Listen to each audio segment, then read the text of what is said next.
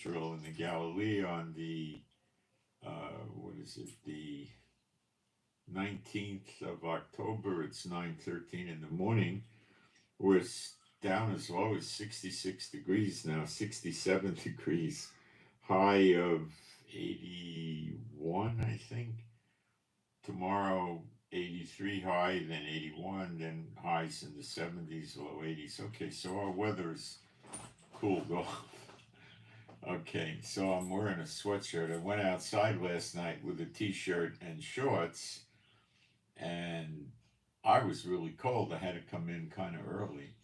And this morning I just said, well, I'm put my sweatshirt on, So I was okay out there.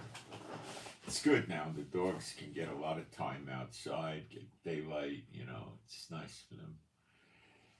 Okay, so what I'm going to cover today is the daughter of Babylon, which is America, going to be destroyed in the coming days? Okay, not months, coming days. And I'm going to back what I'm going to show you, and I can't definitively, the Bible prophecy gives us some clues when it pertains to the daughter of Babylon about how it happens. Not really clues, it gives us strong indicators. And then other scriptures help us too. So I'm going to use Bible prophecy and show you how it can happen, and it's not just wars. Okay, but we do know that the Lord's going to eliminate the armies of the heathen nations, okay? And we know in Jeremiah 30 verse 11 that he's going to destroy all the nations he scattered the Israelites into because of the way they treated us, and that's going to be, I'm pretty sure, happening not far down the road. But the daughter of Babylon has its own harvest, her harvest. So this is likely going to be the beginning of the Great Exodus, if you want to call it that. And it has its own harvest. Now, remember, there's known Jews in America as many as there are in Israel. So it doesn't surprise me that something like this would happen. We've got about 6.6, 6.7 million Jews, and they have about 6.5 million. But how many lost tribes are in America? They too will be in the next Great Exodus. So that is another issue that, needs to be taken into account. So it's likely there's more Israelites in America than there are in Israel. And I welcome them here. I hope they bring their cooking skills. Nothing like a little levity. There was a drone takedown a little while ago when I was going outside. I heard the booms go off. And, it's, you get desensitized to all of that. Okay, so we're going to go through all the stuff that's happening with the wars in the Asia Pacific, in Russia, Ukraine, NATO, Europe, and the Middle East and Israel. And it is really boiling over. I'm going to give you all the blow-by-blows on that, okay? So then we're going to hit it with Bible prophecy, and we're going to take a look. But remember, I'm going to show you that there's a lot of birth pangs we haven't seen yet. Now, we may not see all of them for the destruction of the daughter of Babylon. It might come later on. And it seems that the daughter of Babylon may precede the Jeremiah 30 verse 11. It could. Okay? So we have to leave room open for some details we don't have, like sequencing, timing, precise sequencing. But we'll go through and we'll try to take the best stab at it as we can. But when I lay out to you all the things that are going on now in the world regarding wars, it would be rather frightening to most people. But if you're a believer, you shouldn't fall prey to that, because he's going to deliver you from the wrath to come. You're not going to, that's not the rapture, that's you're going to be delivered, okay? So you have to bear that in mind and don't get upset. But the world, as they call it, a great reset, I mean, I take the term jokingly and apply it to what's happening in the Bible. But for God to make Israel the head and not the tail, the head of all the nations, and rule the world with Israel. These things are just going to have to happen because these people don't want to have anything to do with Jehovah and Yeshua. And that's the long and the short and the tall of it, and that's why it has to happen. Okay? And the reason they're attacking Israel is because they don't want God to run the world. So they're enemies of the Lord. Okay, so I'm going to go into the chat now and make sure we have sound and picture because that could be a problem every now and then.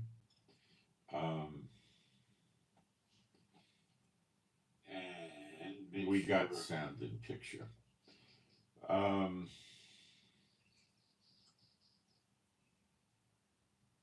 Where do they go in the great Exodus? They come to Israel, but they stop in the wilderness to pass under the rod and enter into the bond of the covenant, and that's found in Ezekiel chapter 20, beginning in verse 33 to the end of the chapter. There is some of the tribe of Benjamin here. Not a lot of Benjamin, really. The ones that are really known right now are Judah and Levi, which constitutes Judah. You can think of the Levites as being Judah's Levites. I mean, just as a way to phrase it. Okay. I'm going to put a couple of very fast posts up in the chat, and then we'll get started.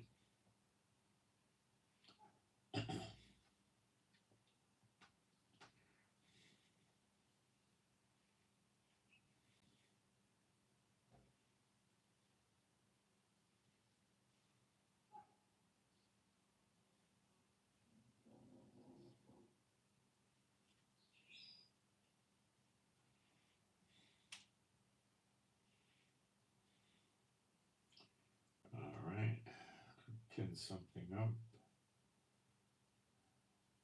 Check for typos. Good. Now I'm going to put my email address up if anybody wants to send in a prayer request, a Torah request, a comment, a scripture. Just try to keep it related to the subject matter, okay? I can't start deviating and running all over the place, okay? So it has to be kind of related to what we're talking about today.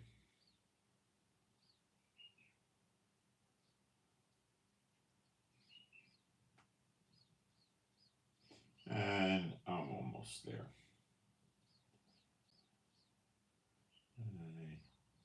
I don't like to talk too much when I'm typing because that's how you make typos.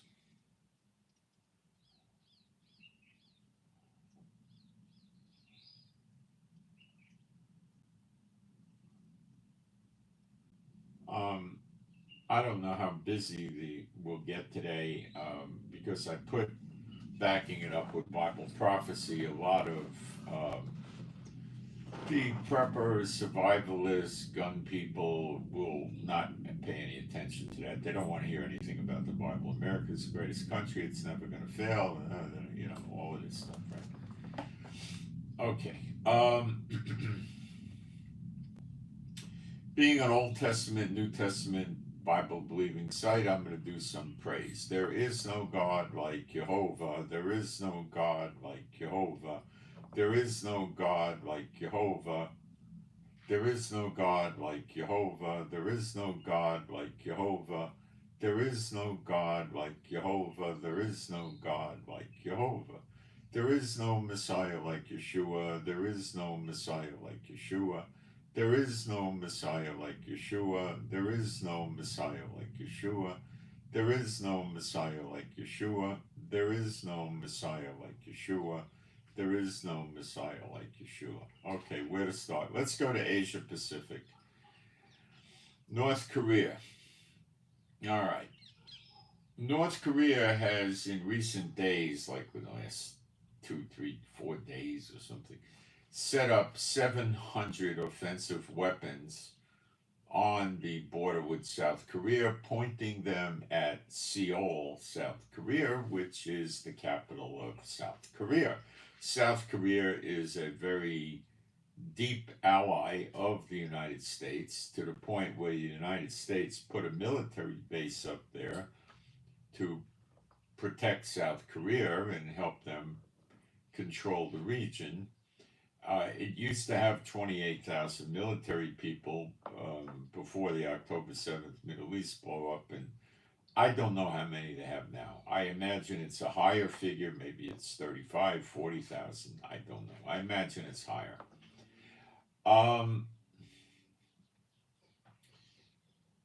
When they built the base, North Korea had a massive amount of artillery, which they still do. They use a long-range artillery, rocket-powered, they say, that goes 40 miles. Now, that distance may have been expanded, but I don't think it would have been more than maybe 5 or 10 miles, if at all. Maybe not. Probably not. And they kept the American base further enough away from North Korea so it wouldn't get pelted with artillery.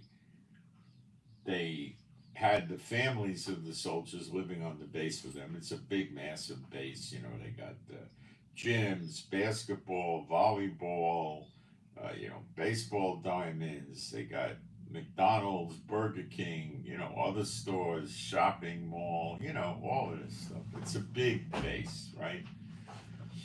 And, the families live there and they run schools on the base and everything on the base is in English. So they can keep their culture and language. So they're in another country, but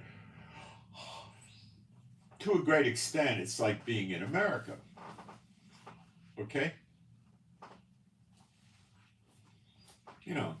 They got their shopping, they got internet, they could buy, American clothing brands. And, then when they want to go into the country, they can. It's a relatively safe country, South Korea. So they could probably get on a bus and go to various cities and travel around South Korea, eat in the restaurant and see the sights and all that. Okay.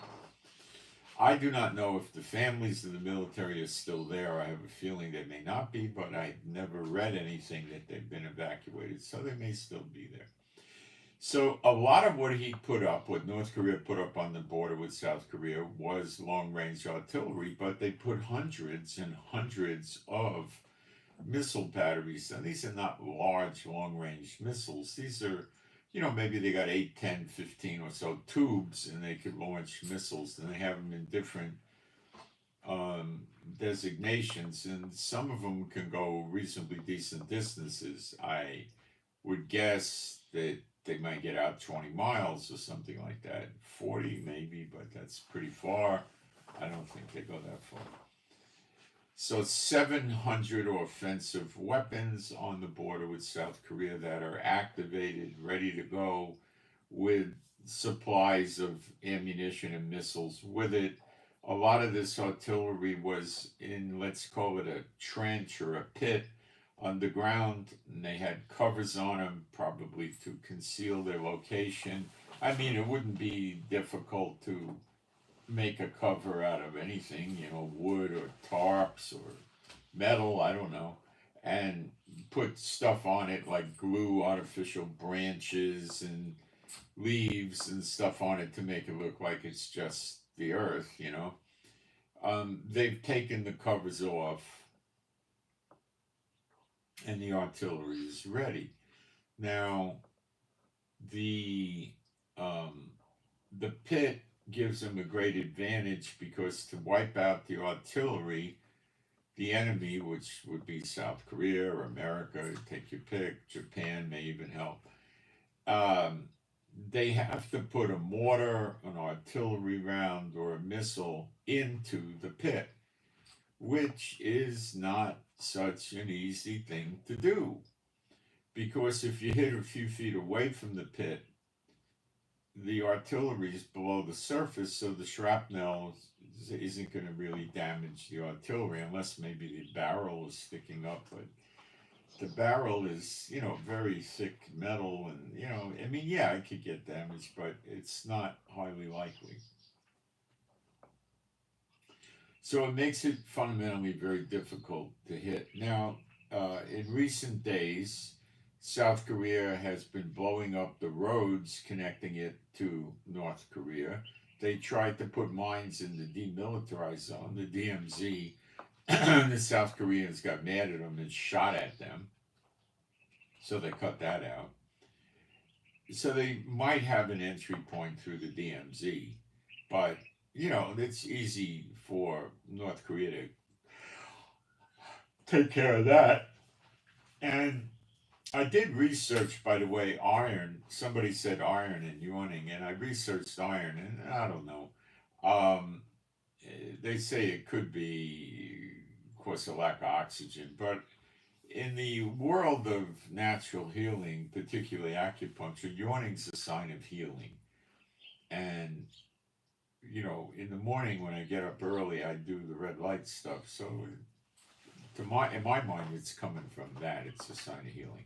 In acupuncture, it's considered a very favorable thing. Okay.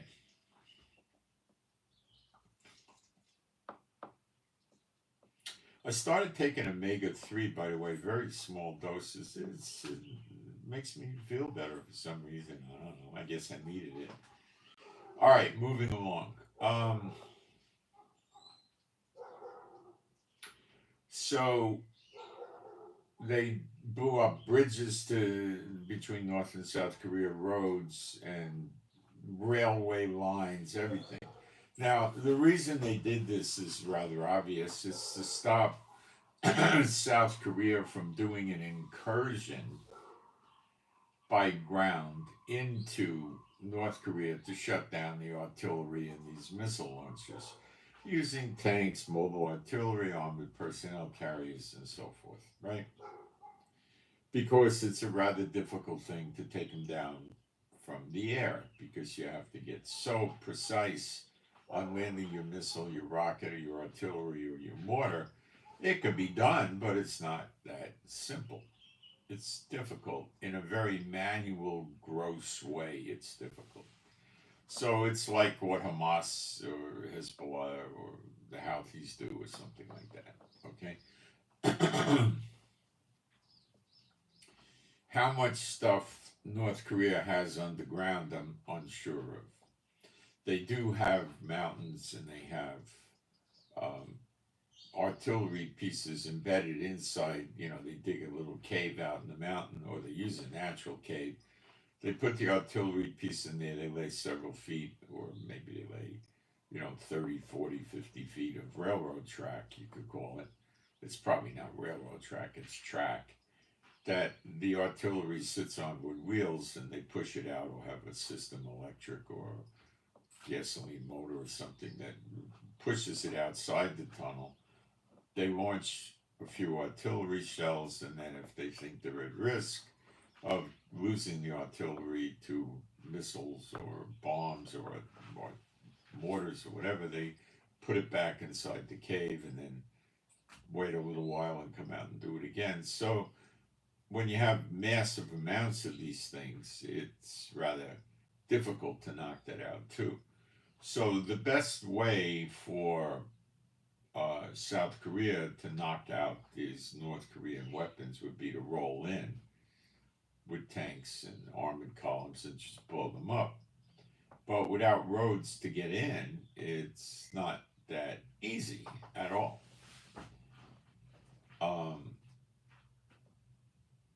They were also, I believe, doing a trench which would stop armored vehicles. So it's looking like either South Korea is ready to go and attack. South Korea is politically posturing, but I don't go heavy on that, okay? Their political posturing in the past was missile launches and things like that. This is not really posturing anymore. It's pretty major.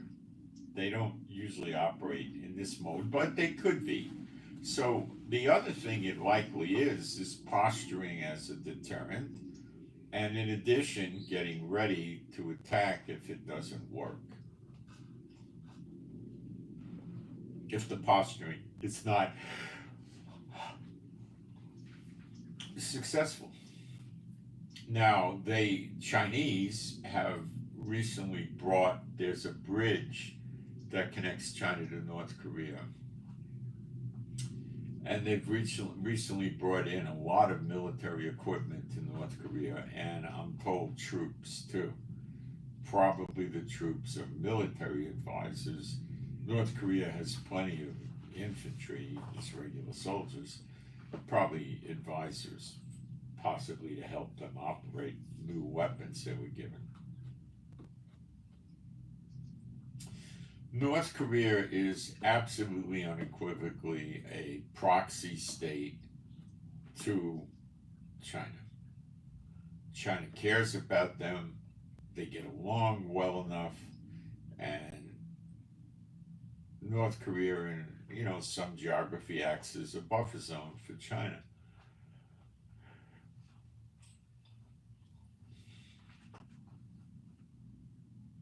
So this is a major problem. America's not going to be very quick to let South Korea go down. I mean, it's not something they ever want to see happen. And, they also have to protect Japan and they have to protect Taiwan. If North Korea and China could overrun and take over South Korea and Japan and Taiwan, they'd have a major amount of technology. I mean, South Korea is a very well-respected military weapons manufacturer. They make guns and pistols and rifles, but way more sophisticated military weapons. South Korea makes Kia and Hyundai. They make computers, smartphones, tablets, all sorts of appliances like air conditioners, refrigerators, ovens, freezers, microwaves. They make television sets, lots of stuff, okay? They're a very, very, very good goods manufacturer, and China would love to have that technology. Japan has got an overwhelmingly massive amount of technology China would love to have. They make Toyota, Datsun, and they have that high-end one they make, the more expensive Japanese car, Lexus. They make Honda,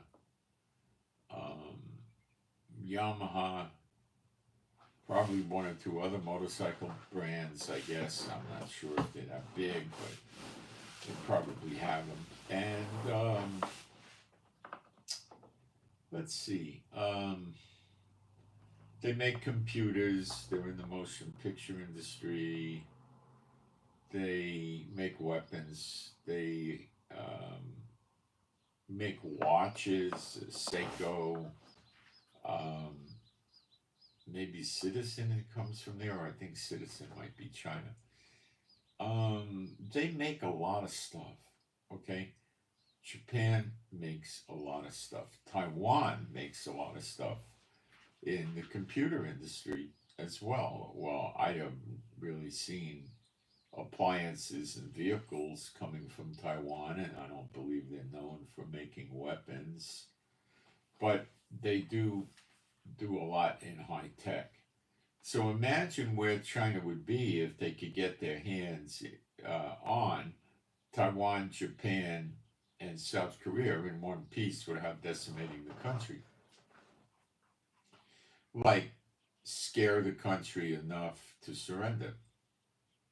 And they incorporate it into China. And they give the people China IDs and bring them into China, and they go to work and they make stuff and they get paid about 1/5 what they're getting paid now. And that's what they do. And then the Chinese big shots move in, get the nice houses, run the plants and the factories. Okay, so America's standing in the way of this. Okay, Japan said they would go to war against China if they attacked Taiwan. They wouldn't wait to see what happens, because China would love to pick them off one by one, and they know that. So they said they'll join in, and I expect they would join in if South Korea gets hit too, because they know if South Korea goes and then Taiwan goes, well, then it's a cakewalk to get rid of Japan. Although they have a nice military and they're good fighters and they're intelligent and well trained and they will fight. They're not weak. They don't run away and surrender that easily. And the same, I would say, for South Korea. Those are very, very good fighters. Historically, they're extremely good. Remember, both of these societies practice a lot of martial arts. You know, the karate kind of thing and the using old medieval weapons, swords, knives, daggers, and things like that. So there's a warrior culture going on with the men there, you know. Uh,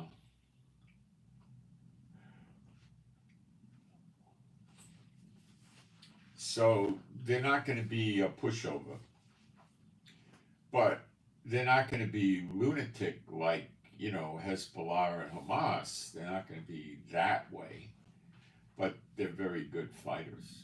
I mean, they're really good. China is not going to enjoy having a war with them. Now, America's got someplace around 12, 15, 16 naval vessels in the theater in the Asia Pacific region spread out. They don't, I think they just recently brought back one of their large aircraft carriers, you know, the kind that hold 80 planes or so.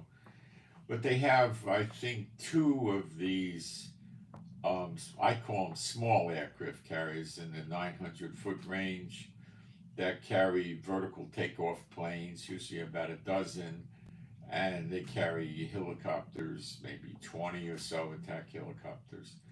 And they could carry a lot of troops, maybe 2,500, 1,500 to 2,500, and the troops can come with a limited amount of tanks, armored personnel carriers, mobile artillery, towed missile launchers, mobile missile launchers, all kinds of stuff. And I believe we keep two of them there, and then the rest are going to be basically destroyers and missile cruisers. So, can we give China a very bad headache and run for their money if they start attacking Taiwan and Japan and North Korea? We can. And in addition, we have a base in Guam, big air base, I believe, although there's probably naval vessels coming and going. And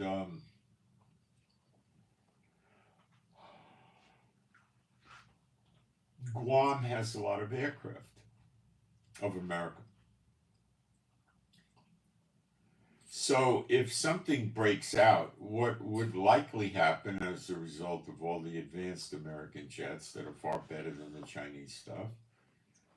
A lot of Chinese pilots and planes are going to be in the bottom of the ocean. And the Navy ships that China has are dangerous, but they're no match for the Americans, especially when you combine air power. So there's going to be a lot of dead Chinese sailors and a lot of Chinese vessels sinking to the bottom of the water.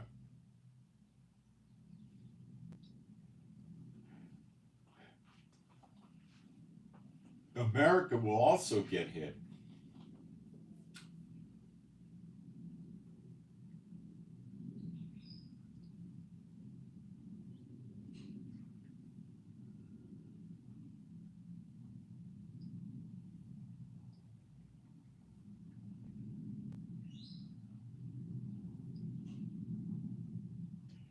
Now, what is China going to do if they lose thousands? You know, like let's throw a figure, you know, 11,000 sailors or 6,000 sailors and, you know, 80 pilots and planes. What are they going to do? Are they just going to say, well, you know, we tried, it didn't work, I'll just give it up. Maybe 10 years from now, we'll do it again. No, they're desperate. They want to see BRICS crush the American economy, and they are not in the mood to wait because America's killing them with sanctions. I mean, their economy is really flaky. real estate crisis, all kinds of problems. Very, very vast, deep-seated economic issues in China.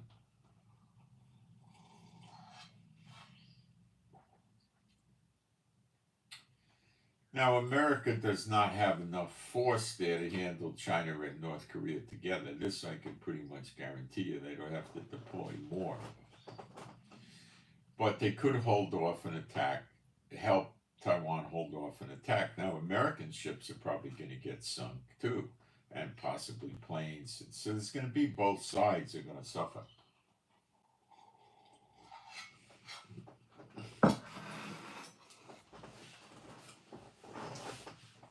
Both China and America have submarines, as well as Japan and South Korea. The idea with Taiwan would be to keep them from invading Taiwan. And China would probably be slow to want to blow the daylights out of Taiwan because they want their technology factories. The same with Japan and South Korea. So they would probably restrict their activity to bombing military sites. Maybe if that didn't work, they'd have to go after general infrastructure, which would not damage the factories that make these products, but cut the power off, which they could restore later on. It's not going to be that big a deal.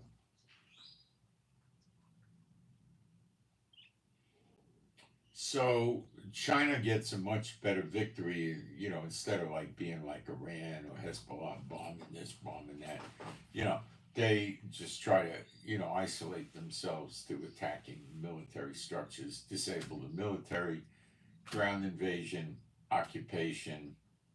The people become Chinese if you carry, Taiwan or Japan or South Korea identity card. You go to jail, you'll be seen as a spy or a dissident or a terrorist, and just incorporate them into Japan, which these people are going to be very reluctant to want because the lifestyle is going to go down drastically.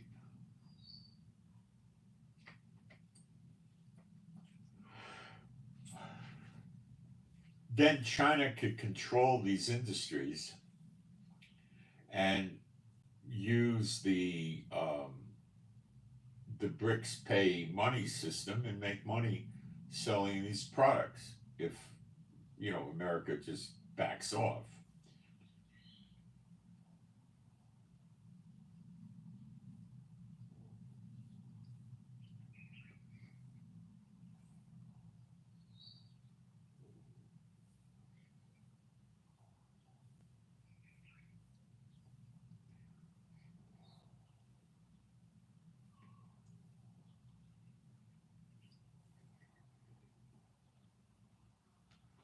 So China is on the warpath too, when they recently surrounded Taiwan with a whole massive amount of ships. China seems to be going for a blockade of Taiwan, where they would use, let's just pick a figure, 10 or 15 warships to surround Taiwan, and these ships would have missile launch capability. They could take down aircraft, and they would fly planes around to disable Taiwan military efforts to get rid of the ships.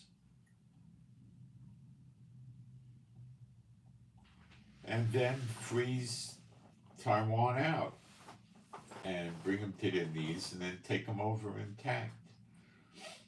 That's what they want. With Japan, they might see that as impossible and they may just have to go to all-out war with Japan.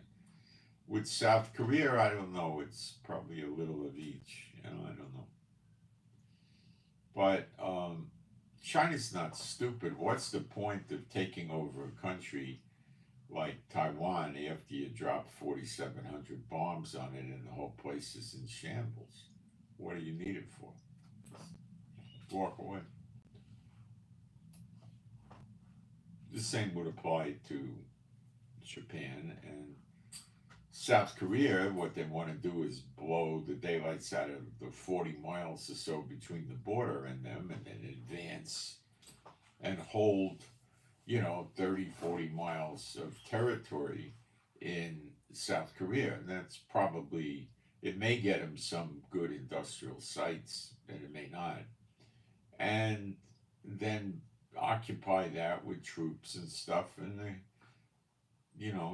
again, try for a peaceful surrender. And, if that doesn't work, then you push and you take another 20, 30, 40 miles of territory, and basically, if they're allowed to continue doing that. So the United States is not going to deal with China and North Korea like it deals with Israel. They don't want to see um,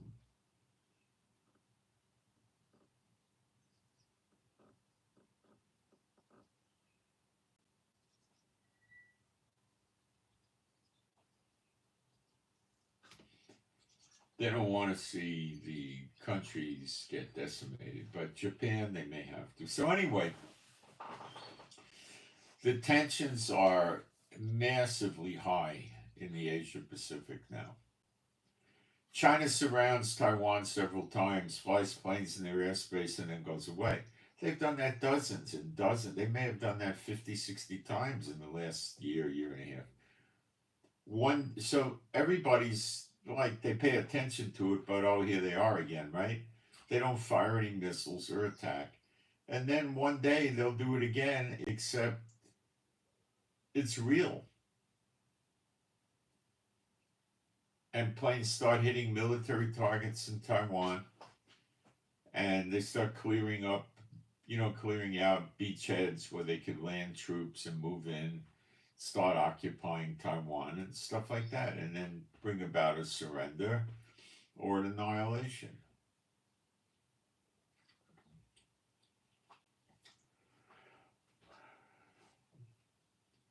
China would want a surrender.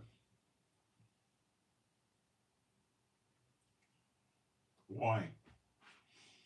Because they want the personnel to work at the factories in Taiwan, make computer chips, high-tech stuff, all kinds of things. So they would just put them to work. It basically, now you're Chinese. We've reunified. You're under us. We're a communist dictatorship. The churches would be busted up. They got Islam in South Korea. But if we're going to Taiwan, they don't believe they have Islam there. They would cut the churches out. They would, get rid of them. They would say, if you want to run a church, you have to be approved by the Chinese government. And if you want to preach some version of the gospel that they approve of, which would be a joke, you probably could, but it'd be nonsense. So that's the end of the churches there, and you're not going to, people aren't going to have that many private cars. It's just going to be a lifestyle problem. And the Chinese government would bring in a Gestapo Stasi type organization, probably of, 20 or 40,000 of these guys that would be for years trying to stop terrorists overthrowing the Chinese regime. So people would be, knock, knock, who is it? It's the Chinese secret police. Open the door, we'll kick it down. Then they have a card and they say, where is, John Blokowitz or something, right? Oh, he's here. Come here, John. We have to take you down. There's something that came up that we need to ask you some questions about. Don't worry, you might be home before dinner. He'll never be seen again, They'll go around doing that kind of stuff,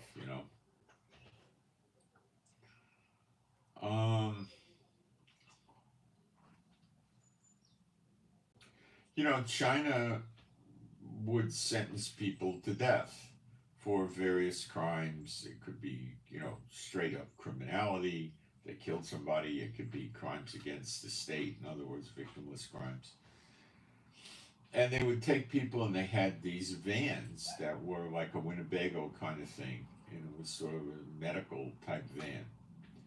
And they would, as soon as the court sentenced them, within minutes or an hour or something, or 2 or 3, they'd take him out and put him on the van, and they would find a way to kill the guy that wouldn't damage his organs. So there's a lot of ways to do it. You could stick a bladed instrument up under the base of the skull in the back, and that's pretty much instant death. They were also known to strangle people. They would just, put handcuffs on you and put they'd probably have you lay on a table and just strap your hands, your legs, your waist, and your head down, and they would just put a garrote on you, and it's over rather quickly. You pass out within 20 seconds, probably less, and that's over.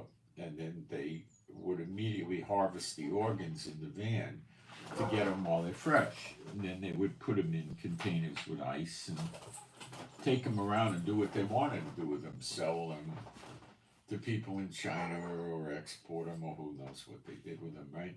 And that, I don't think they ever stopped doing that, okay? So they would harvest a lot of organs out of any country they occupied from the people they had no use for. Like, who would they have no use for? Well, anybody that was in a internal security agency in a country like Taiwan or South Korea, in other words, like an FBI type thing, CIA type people, electronic like NSA type people, regular police that chase robbers and muggers and rapists. They don't care about people like that. They're not a real high threat unless they have terrorist, inclinations, Some military intelligence people they would get rid of. They would disband the military, confiscate all their weapons, destroy them or keep them, whatever they wanted to do. And they would use the police. They would put the police under control of Chinese people. And there would be, the officers would be Chinese. And the regular guy directing traffic, writing tickets, chasing a burglar, a person snatcher, a rapist, an assault, a robber, they're going to let the police do that.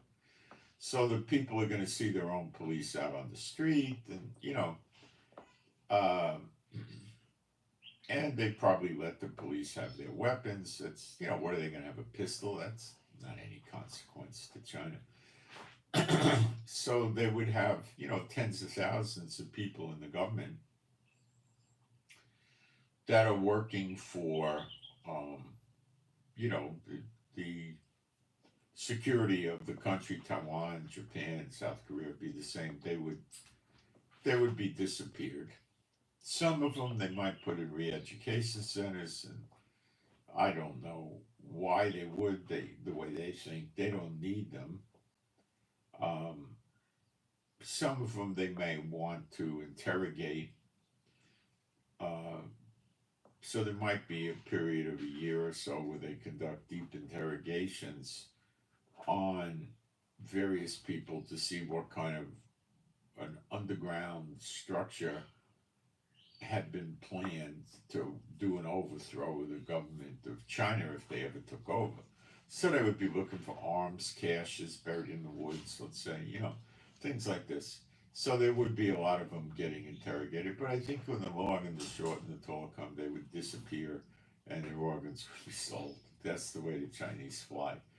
They would go after the church leaders, which in Taiwan and South Korea are pretty extensive. In Japan, I don't think so.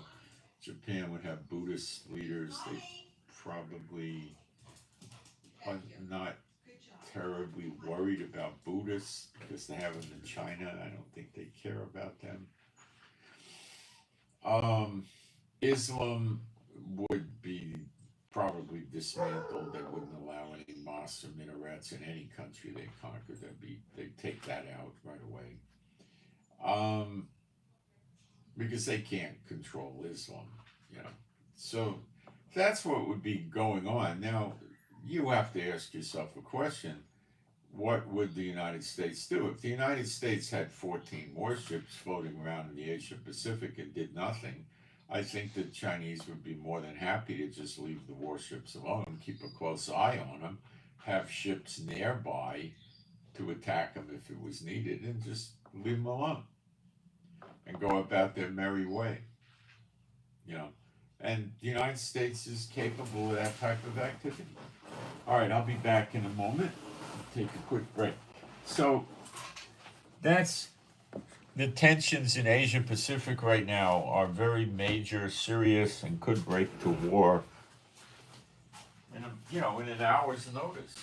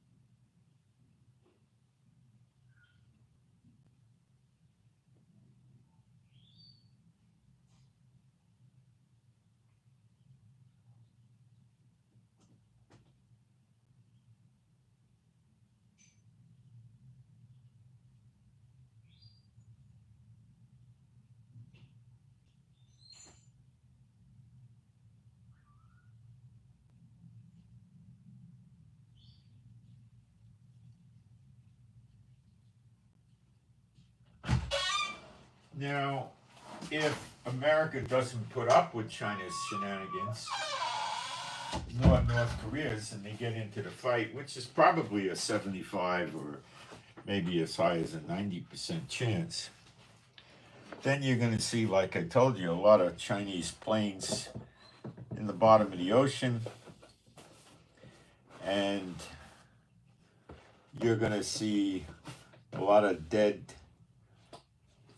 Chinese pilots, sailors, equipment lost, and America would probably start attacking Chinese positions located near Taiwan on the Chinese mainland to stop them from sending more soldiers and doing more things to hurt the other countries.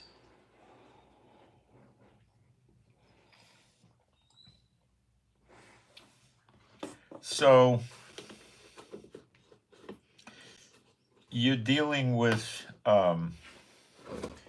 now the situation is basically a nightmare. Okay? It's now you've got China losing a massive amount of people and equipment and being extremely fearful of what the United States is going to do now that they weakened them somewhat. And America is at a disadvantage because China's Taiwan, Japan, and South Korea is very far away from America, right? So China can just mobilize, it's 110 miles to Taiwan, for instance. So it's a child's play for China to mobilize more Navy vessels, more troops, more planes, which they got plenty of, And by this point in time, logic would tell us that America has been weakened and they would have lost planes and Navy ships. They wouldn't run away out of this completely unscathed. It doesn't make any sense that they're that good. So now America's being weakened, and they have to bring more forces in. Not so simple, because what you have to assume is at the same time, Iran's going to light up the Middle East, not just by attacking Israel, but by attacking the oil-producing countries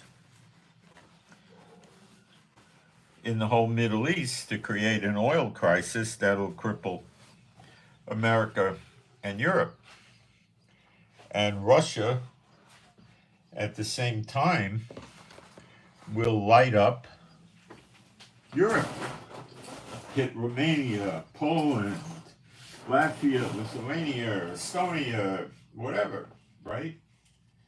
So now America's got to deploy more troops to Europe and the Middle East, but they already have a bunch in Europe and the Middle East, don't they? So now they're stretched thin.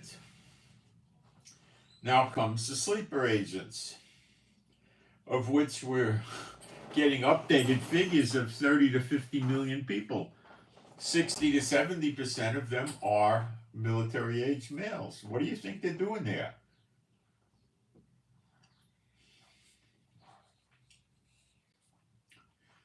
Right? Sleeper agents. So America is going to suffer attacks on the military bases initially because that's a smart move.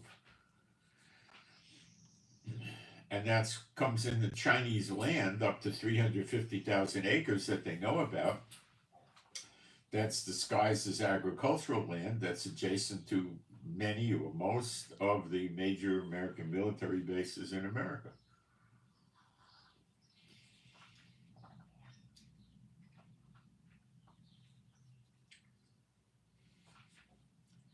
So now America would be thinking about getting some of their troops back into America, but they can't.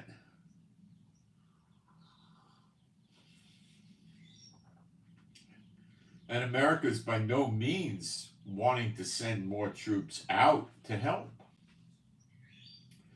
Do you see the snare that America is in?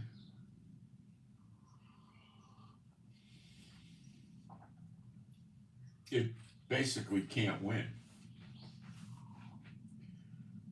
All we need to see is China, North Korea, Iran, and Russia hit all at the same time, and no military personnel is ever going to tell you that America could hold up. They can't.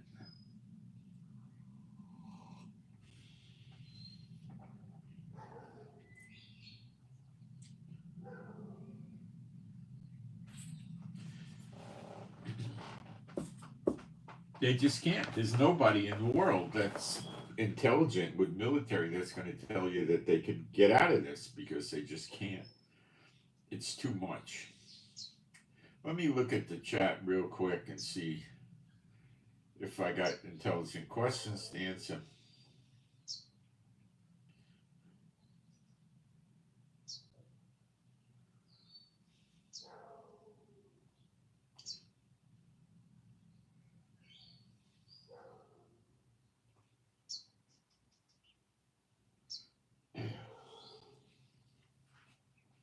Hurricane Nadine will form. I didn't get to hurricanes yet, nor volcanoes, nor earthquakes, but it's coming, nor the continuing whirlwind of the Lord. There were some drones that woke my wife up. Well, not the drones, the Iron Dome takedowns. You don't hear the drones. I was up early in the morning and heard other Iron Domes come down.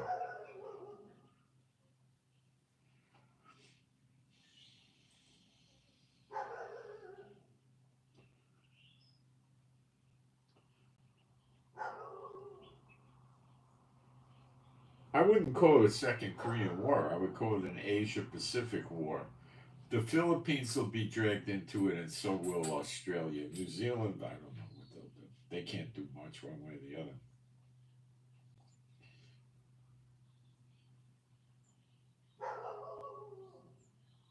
Japan doesn't have an army. Think again. They have a very serious army, air force, and navy. They have a lot of warships. I think they even have aircraft carriers. They got submarines and everything. I knew people that were in Korea during the war. I only found one that really talked about it. I don't think the North Korean army is very good. I think the South Korean army is very good, or their military in general.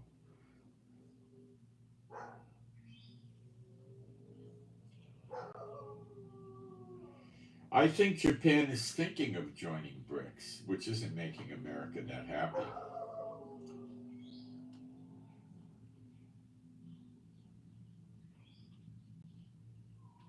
Yeah, Japan is a very dangerous problem for China, but Japan by itself cannot take out China. That ain't gonna happen. They could create a lot of damage to China, but China doesn't care about losing personnel and things like that. They're not that worried.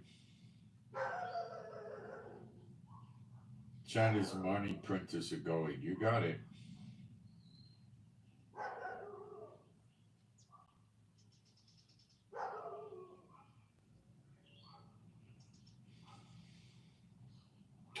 Taiwan says they planted explosives in their critical high-tech plants, and if they get invaded before they let China have them, they'll blow them up.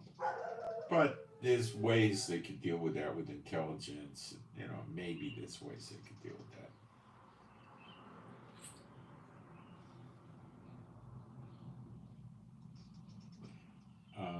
Taiwan produces the most powerful next generation AI graph. Yeah, they got great chip factories in Taiwan.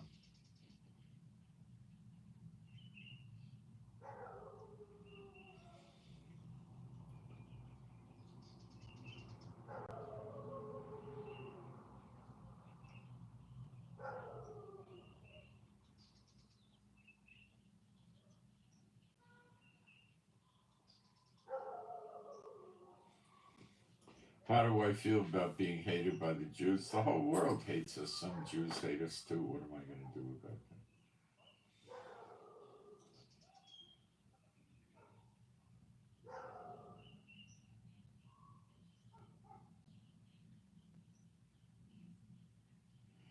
that? Taiwan, no surrender. It's they just kill the military. That's all, and then surrender's not an issue. They just don't have the capability to press the fight. That's all. You know. You get rid of the planes, the artillery, the radar, the Navy vessels, and they want to go shoot with their rifles at tanks and armored personnel carriers. China doesn't care; they just round them up. Let's keep going.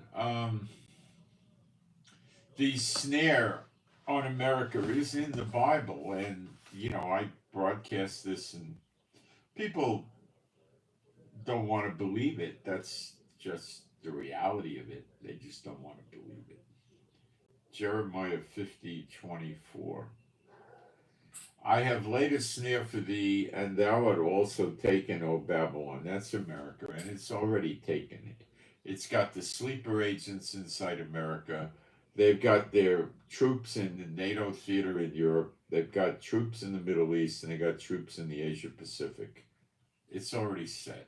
They're in the snare now. And thou wast not aware.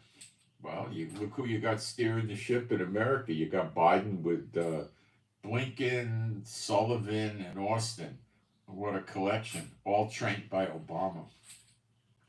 Obama's a mental case,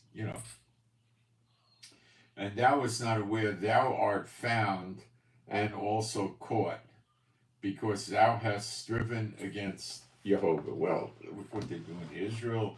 Look what they're doing to the whole world. Look at the immorality and the abominations that America promotes. And, it doesn't need any explanation. They constitutionally protect the Church of Satan in America. So you think Jehovah doesn't see them as an enemy?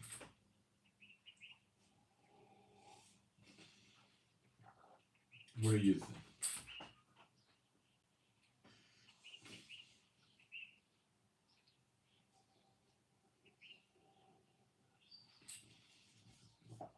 the fact that China is transferring war materials and likely even soldiers to North Korea. I don't think North Korea needs the soldiers, military advisors. Really puts icing on the cake.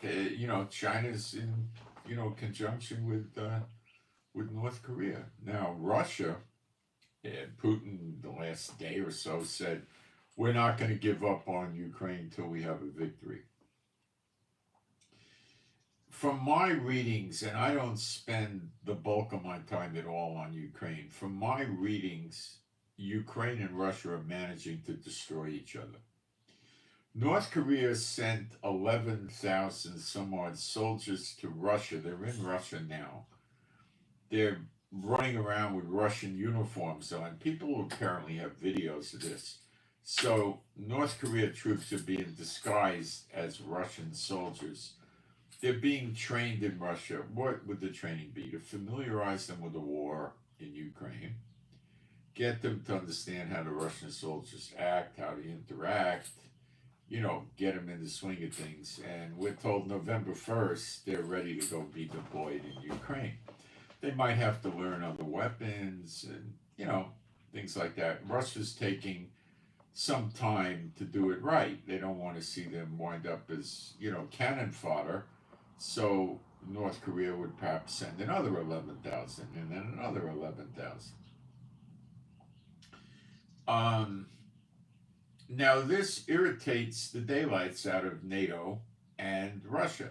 NATO is currently now in the process of staging military equipment, artillery, tanks, mobile artillery, rocket launchers, missiles, soldiers, everything on the borders with Russia. NATO is getting ready to make their move. Or why would they do this? Perhaps they see Russia is getting ready to make a move and they want to counter it. Same thing. Same thing.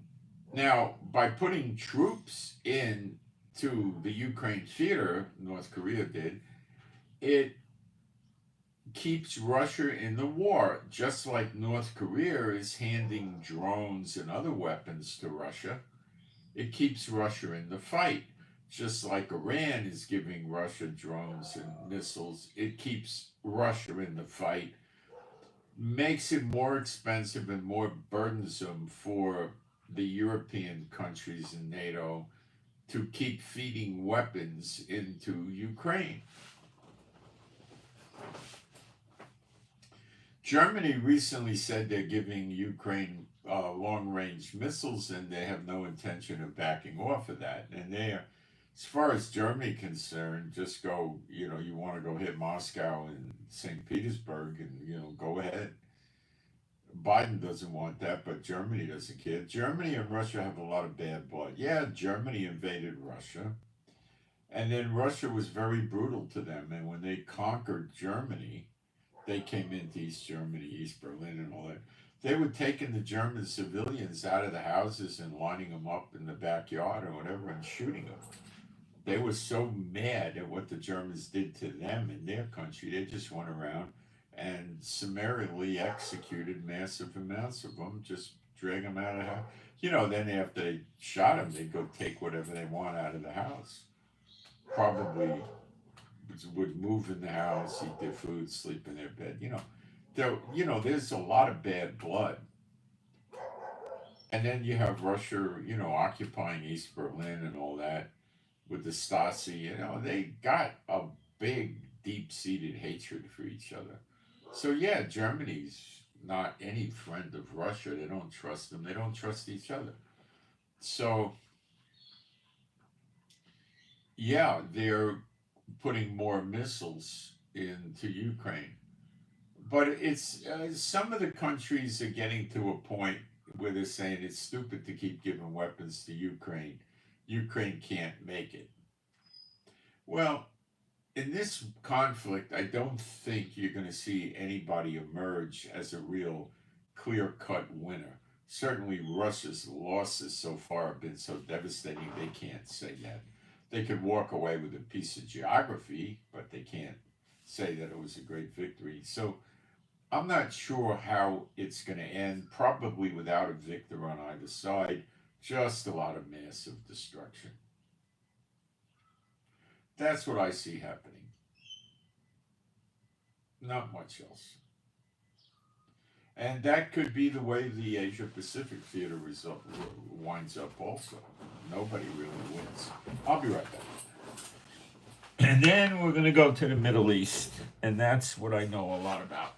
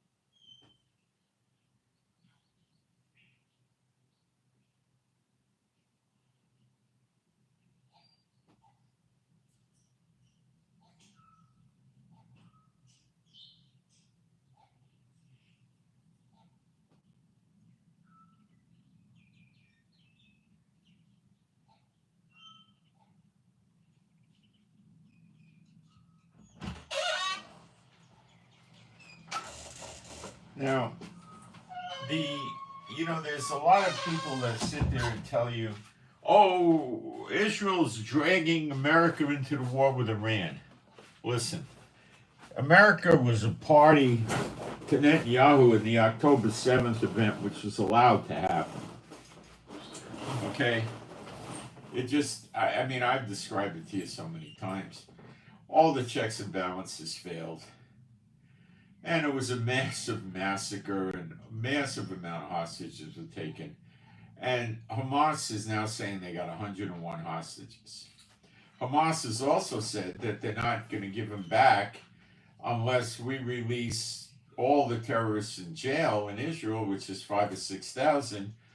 And 90% of those, or probably 99%, will go back to will go to Gaza and join Hamas so they could replenish their ranks to some extent. In addition, they want Israel completely out of Gaza, Rafah crossing included, so they can rearm and continue attacking us. And the only way that really works is with the help of Egypt and Iran. Egypt allowing all the weapons to go in, and Iran funding them and stuff. And Qatar was funding them. And a lot of these Arab oil-producing countries fund them. If they don't fund them, they're going to get terrorism in their country.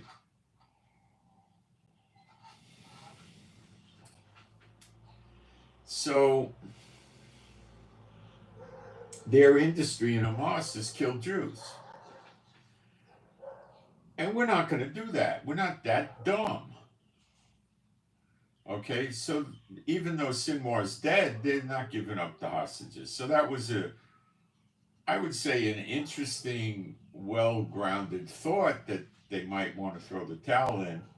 But you see, you're dealing with people when they go to war. This is how they think. If we win, we win. Great. We loot, plunder, pillage, steal, rape, murder. We have a great time. If we lose, we get killed and we go to heaven as martyrs and get our 70 virgins. So to them, the war, the death, and the destruction is a win-win. Okay? Plus, the Quran tells them that every piece of land that the Muslims ever had control of belongs to them eternally. So they think Israel is theirs and they want it, and they think other countries are theirs. And what the world doesn't understand is that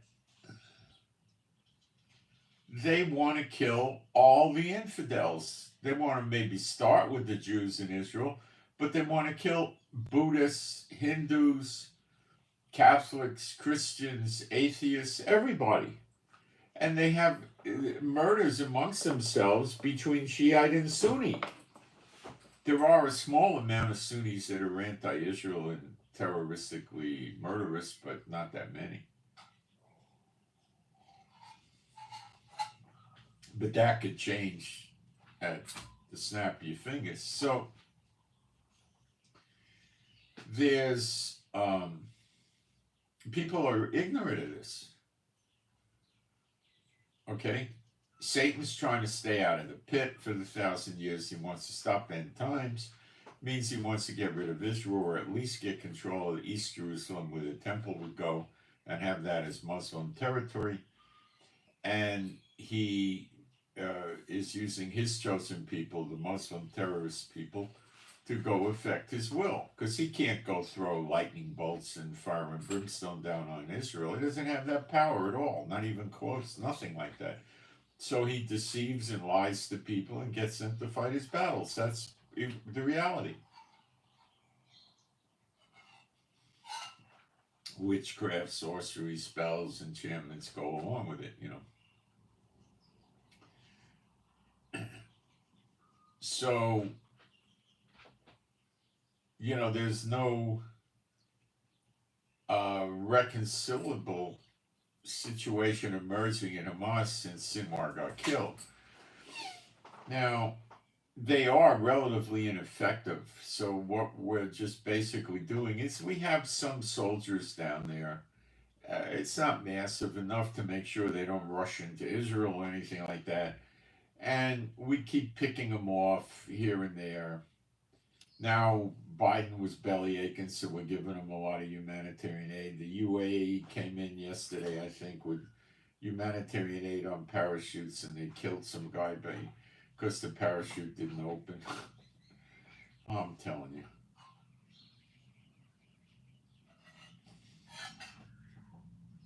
That was in Gaza.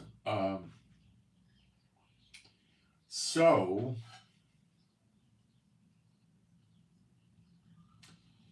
I think for the immediate time, Israel's going to just continue, you know, keep attacking their positions in Gaza and just, you know, because that keeps them on the defensive. If they're not on the defensive, they're going to go to the offensive.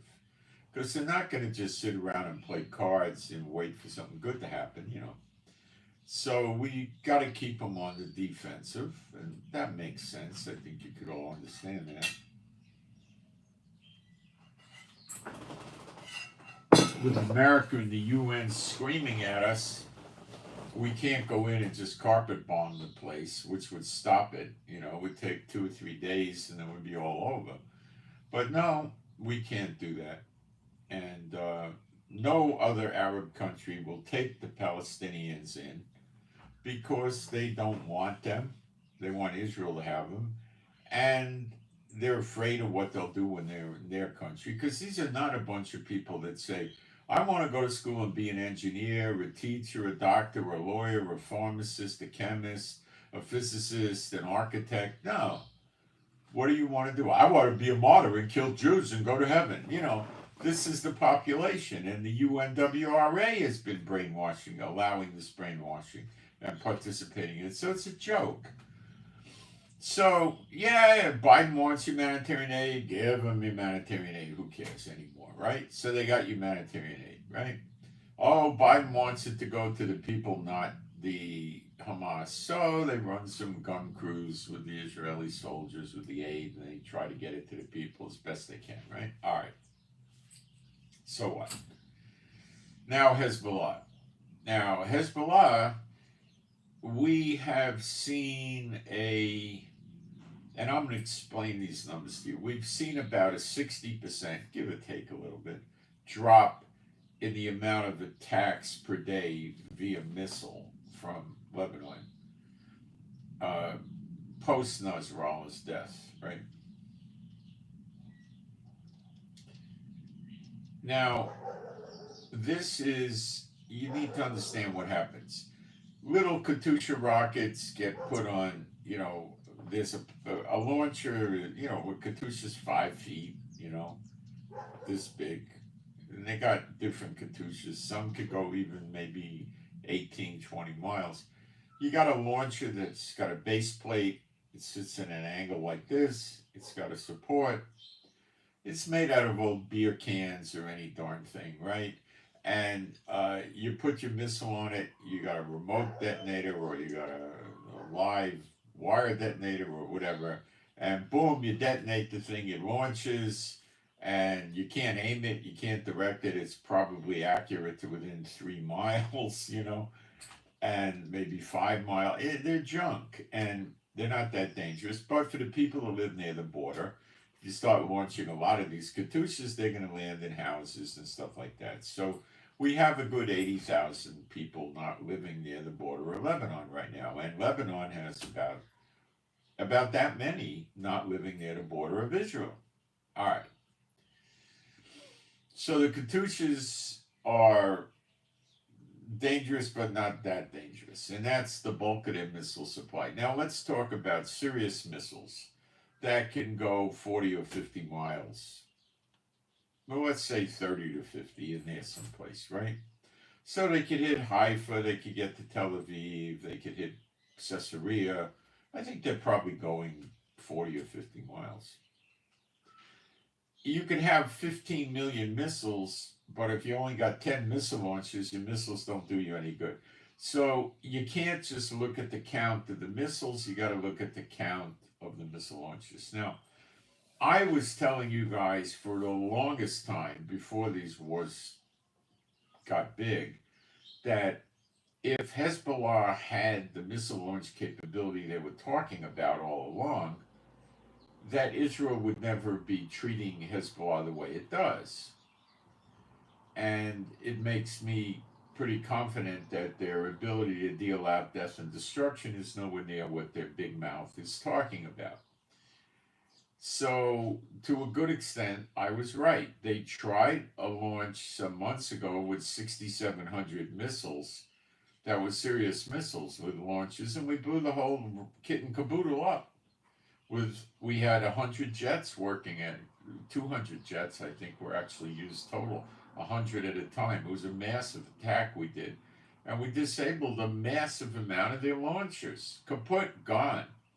But they still had launches. So what you need to understand, they sneak out, and they're somewhat well trained,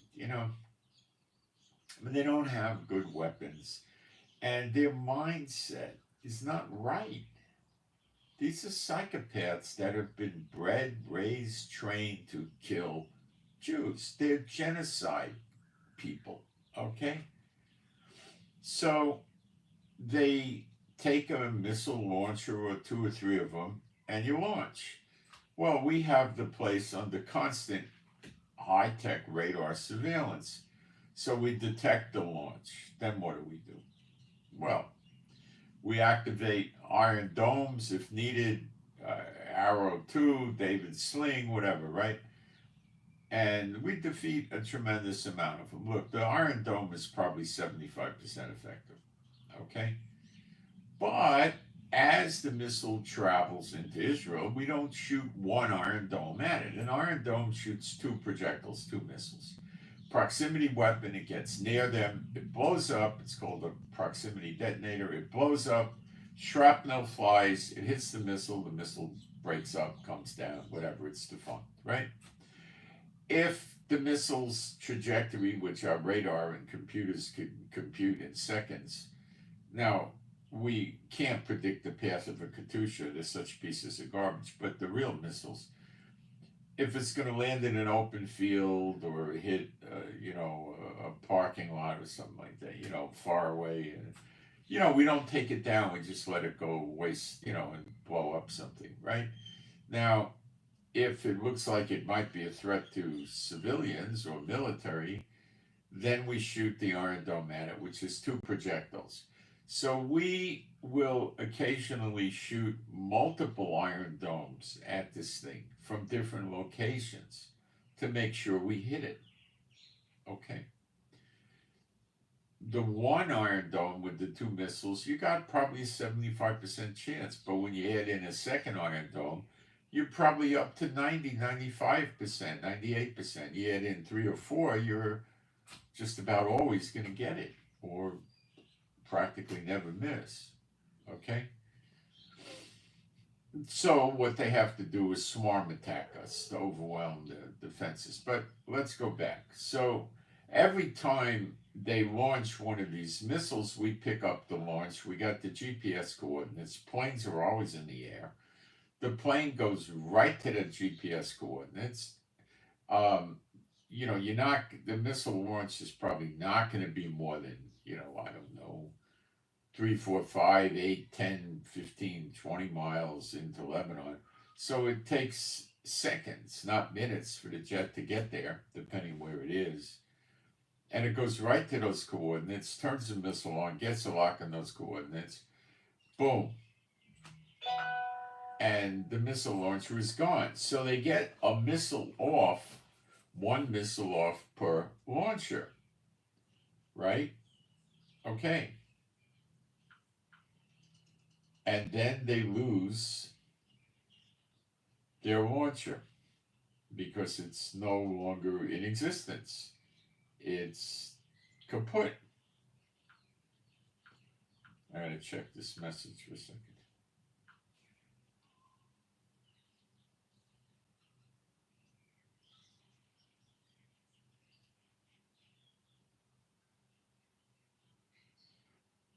All right, so they're running out of missile launches. We're blowing stuff up like crazy over there. Underground facilities where they keep missiles, everywhere. Blowing it up night and day, literally night and day. That's for the attack on Iran. We need to, you gotta listen, we need to conserve our anti-missile systems to deal with what Iran's going to throw at us. Hamas can't throw anything at us anymore. So we need to make sure that Iran will tell Hezbollah, I command you, throw every missile you have at Israel now, and we're going to do the same to overwhelm our defenses. So we have to make sure that Lebanon or Hezbollah can't do that. And we're doing it. So their launches now are onesie-twosies. Okay? And they'll do it a few times during the day. They'll launch 1 or 2. Okay? And the Iron Domes go off like crazy. You might see, when you look at the red alert map, you may see 25 locations or something, or 40, because we're worried about where the Iron Dome's going to take the missile down, because it could drop shrapnel on people, so we want to see them go indoors. If you're worried about shrapnel, you could just go, pretty much in your house or something. But that's the way we're playing it, and that's the way they're playing it. So they can't launch these barrages, which makes their missile launches rather ineffective, because they can't go and launch 30 missiles within a 60, 90-second period of time and overwhelm our defenses. They're not able to do that anymore. They don't want to. Maybe they're saving their launches. We don't know that for sure, but I have a feeling that they're not in good shape anymore. All right? So now they're starting to deploy drones against us in the last 48 hours. Why? Well, they don't have to deploy a missile launcher. The guys that launch the missiles got to get the heck out of there fast, because the planes are coming in. The planes will blow them up too. And if they're close enough, we can hit them with artillery as well. We don't have to use our planes, so we could use both. We could start with some artillery, which doesn't take but a few seconds to start firing. So they probably want to be out of artillery range when they launch, which our artillery is, it could go 25 miles, but the way we usually set it up with the size and type of the shell and all that is about 17-mile range. So conveniently, that's about the Litani River. But so we could actually destroy them with artillery maybe in 15, 20, 30 seconds, you know. They got to get the heck out of town. So you launch a missile, we take it down, and then they lose another missile launcher. Maybe they're going to the drones because they want to save the missile launches for the big day when Iran, the great big Iran, goes after Israel, you know. And that might be their orders from the IRGC general that's now running Hezbollah to take the place of Nasrallah, who got killed, then his assistant who got killed, and then the third one who got killed. So nobody, the fourth guy didn't want to take the job, said he wanted to go to Iran and study the Quran. So they didn't know what to do, so they put the Iranian general in to run it. But, you know, we blew up the pagers, then they went to walkie-talkies, we blew those up, we blew some phones up, we blew fingerprint scanners up. They got scared of using electronic communication devices badly, so then they decided to have meetings. So that's how Nasrallah got killed. He was holding a big meeting underground, and we killed him. Okay, so we've reproduced that many times. So their communications is definitely weak. Worse than weak. So they're disjointed. We are capturing Hezbollah prisoners, and they're surrendering now. They're running away. Not all are surrendering. Some are running away. The ones that are surrendering are getting treated quite well. The ones that are getting captured are in reality getting treated pretty good too. There's to waterboard them and stuff like that. It is rather unnecessary and stupid. You know. You put them in a room, say, would you like some coffee, some tea? You need cigarettes? Would you like a sandwich? Some soup, maybe? Falafel, shawarma? What can I get you? You know, are you warm? Do you need a doctor? You know, we'll get them a doctor. And they say, look, you know, we'll be happy to make you comfortable and be nice to you. And just give us a little help. You know, the whole fight with Hezbollah is over, and you're hurting the Lebanon country the longer you drag this out, and these guys are just going to get killed. And you know, that's how you do it. You don't sit there and tie the guy up and take his clothes off and start putting plastic bags on his head. That's Hollywood. So you know, we're not really interested in having the guy give us information on how we could kill the Hezbollah soldiers, because that's not our primary goal. What the heck is a Hezbollah soldier going to do with a rifle? Nothing. So what we're worried about is, where are the anti-tank weapons and the missiles being stored with the launchers? How's everything about that working? Who's giving the orders? Where are they coming from? Okay, and we're growing, and this is one of the reasons for the delay on attacking Iran. Is we got to whittle Hezbollah down to size, and we're also whittling Syria down to size. We're actually got boots on the ground inside Syria, approaching Damascus a little. Well, not quite there, but we're inside. And we're destroying all kinds of junk inside Syria, and recently, Russia evacuated, I believe, 17 of the small bases inside Syria. So Russia's talking the talk with Israel, but not really walking the walk in terms of destroying Israel. Oh, Putin says, don't you dare attack Iran. Well, what's he going to say? Hey, Netanyahu, if you want to attack Iran, I got my own problems here with Russia and Ukraine, so, you know, you're not going to hear from me. I'm not going to do anything.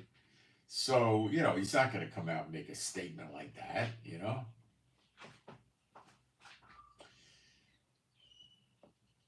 Now, let me deepen it up for you, okay?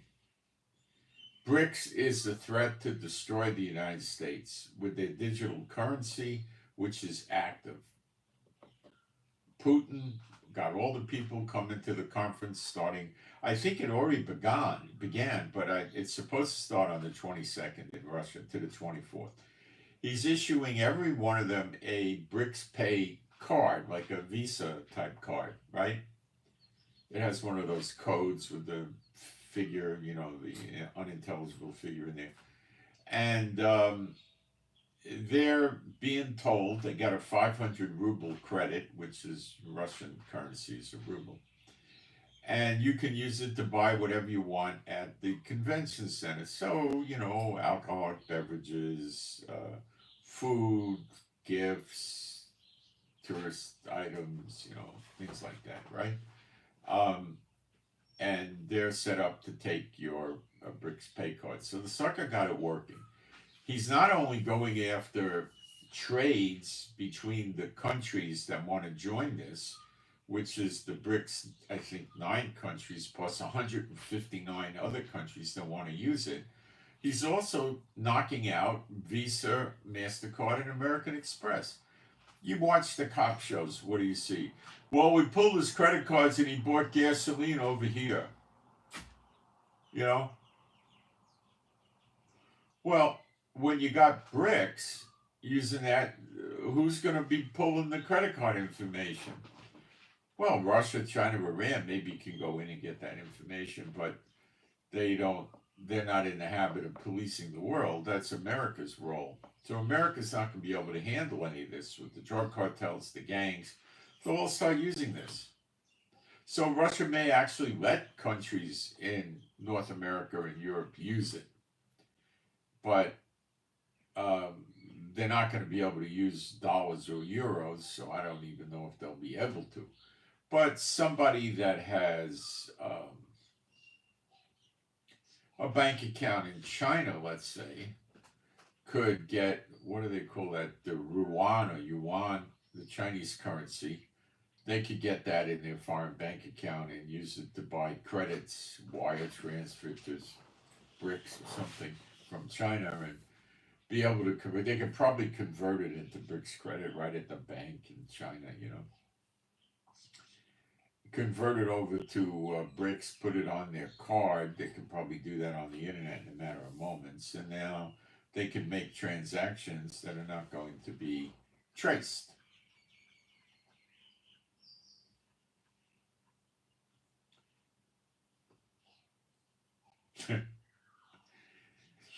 And the countries are going to be buying and selling things like wheat, rice, oil, natural gas, cucumbers, apples, who knows what, using this currency transfer system without any use of the US dollar or the euro. So they are attempting to destroy the United States and Europe rather rapidly. Europe, because that's where NATO is. And it's not going to take but a few months to completely wreck the economy of America. And the key players in BRICS are Iran and Russia, because they sell oil and natural gas and minerals, more so Russia on the minerals. And that is a problem for America because this is high dollar transactions. And China and India are in BRICS, and they'll gobble up all the oil along with the others. And the UAE is also in there, and Saudi will probably join.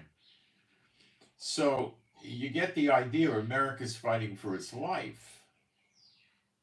Now, the blame is going on Israel. You go on the internet, all these guys are saying, well, Israel controls, with the lobby, they control Congress, and they make America do everything they want. This is all propaganda to make you think that Israel is dragging America into the war because America plans on turning this on Israel's head, maybe. Okay? So, maybe.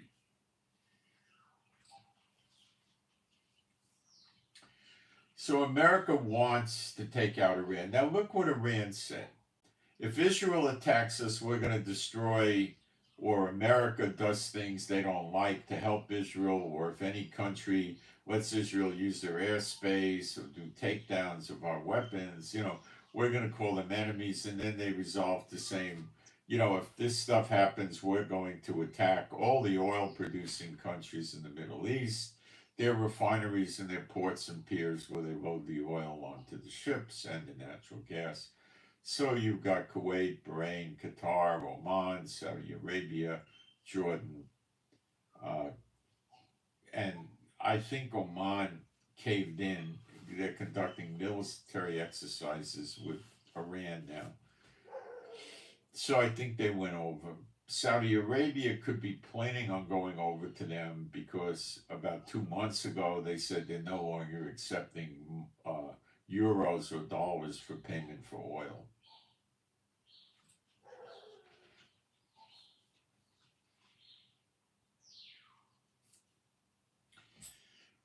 Saudi Arabia doesn't know which way to go. They're afraid of Iran and Yemen attacking them, plus Syria and Iraq. And they want to be with the United States, but they're afraid that the United States is just a bag of hot air and won't really back them.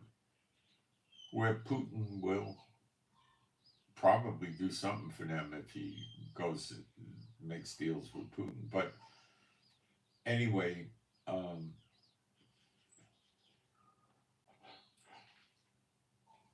if Iran does attack the refineries in the Middle East, and they can do it, Iraq and Syria could attack Kuwait, Bahrain, Qatar, UAE, Oman, Jordan.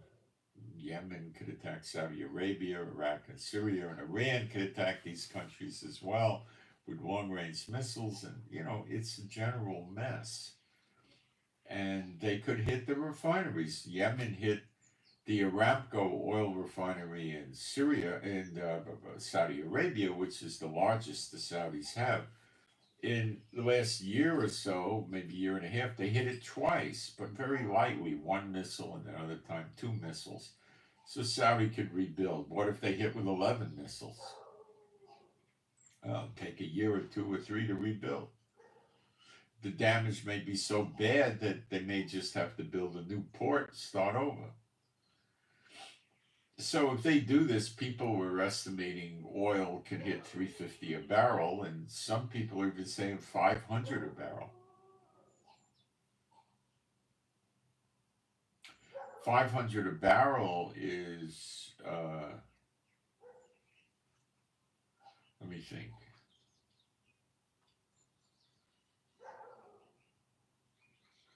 Seven times more. So if it goes up 7 times more in value, in America, you'd be paying $21 a gallon. Who's going to drive to work at 21 a gallon? Not that many people.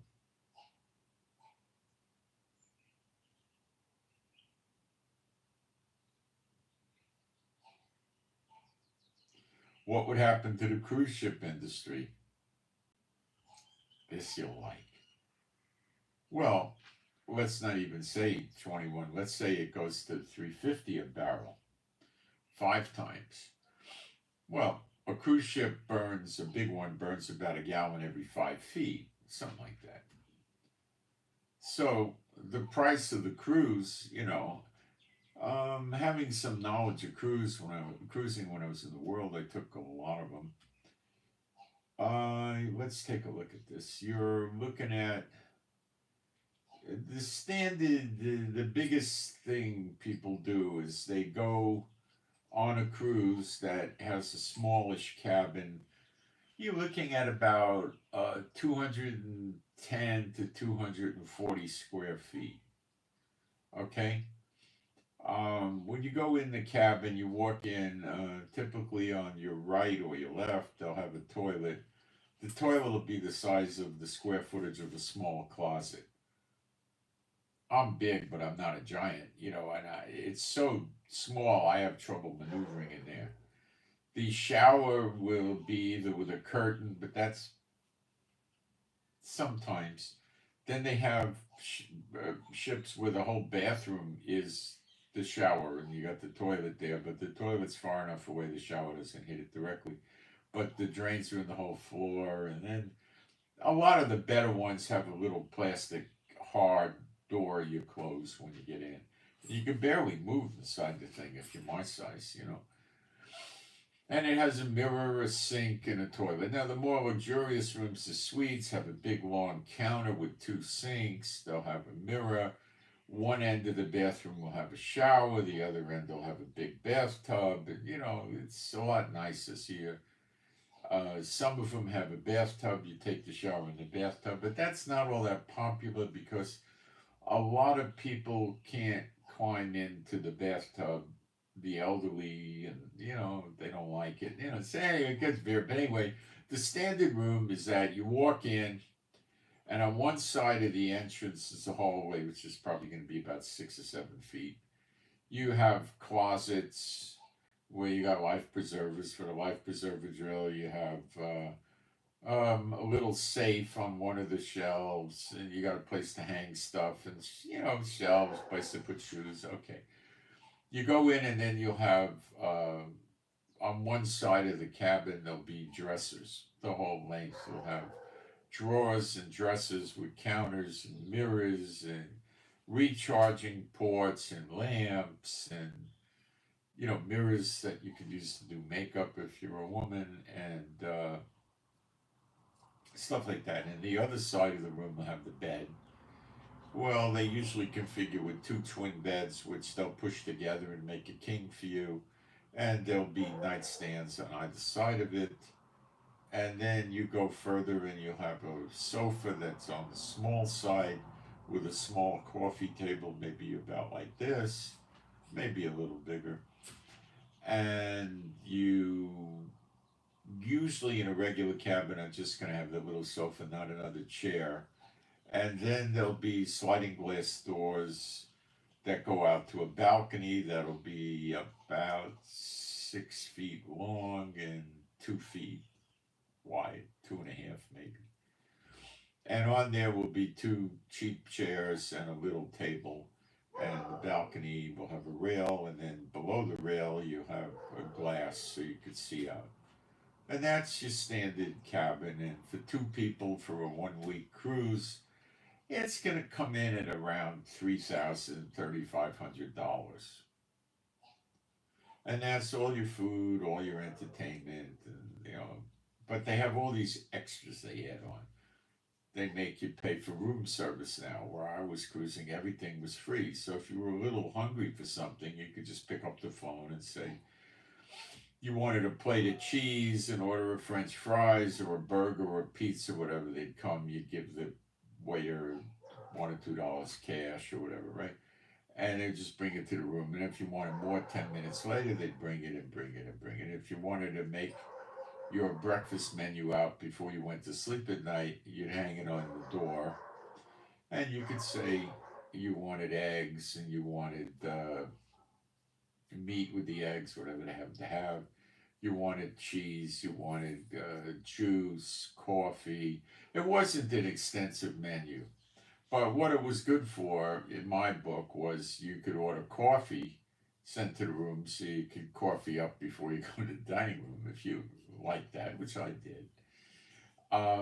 Practical jokes would be they give you a card you hang on the outside of the doorknob on the outside of your cabin. So you take one of those cards and you check you want some stuff and they ask you what time. And people, you could, I don't think they deliver before 6 in the morning. I think that was about it. So you could check 6 o'clock and put it on some guy's door you didn't like, and they'd wake him up at 6 o'clock. That was a joke. So then they started confirming it with people before they sent the food over. They'd call you on the phone in the room, which still wakes you up, and confirm it. So now they charge you for that, so you got to pay for that. They try to sell you gift shop items all the time, which are duty free, because they don't sell it to you till they're out in international waters. Then they have the liquor is crazy. They get 10, 15, $18 a drink now on the cruise ships. That's sick. So they also prevent people from smuggling liquor in. A lot of cheapskates years ago would take a shampoo bottle and just fill it with vodka or whatever they wanted to put in their scotch, whatever.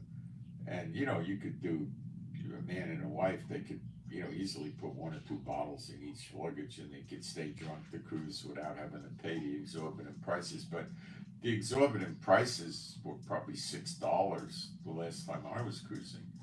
When I first started in the 90s, they were, probably $2.50, $3.50 or something like that. I don't normally order a lot of alcohol. I used to drink beer sometimes on the cruises, ale actually. But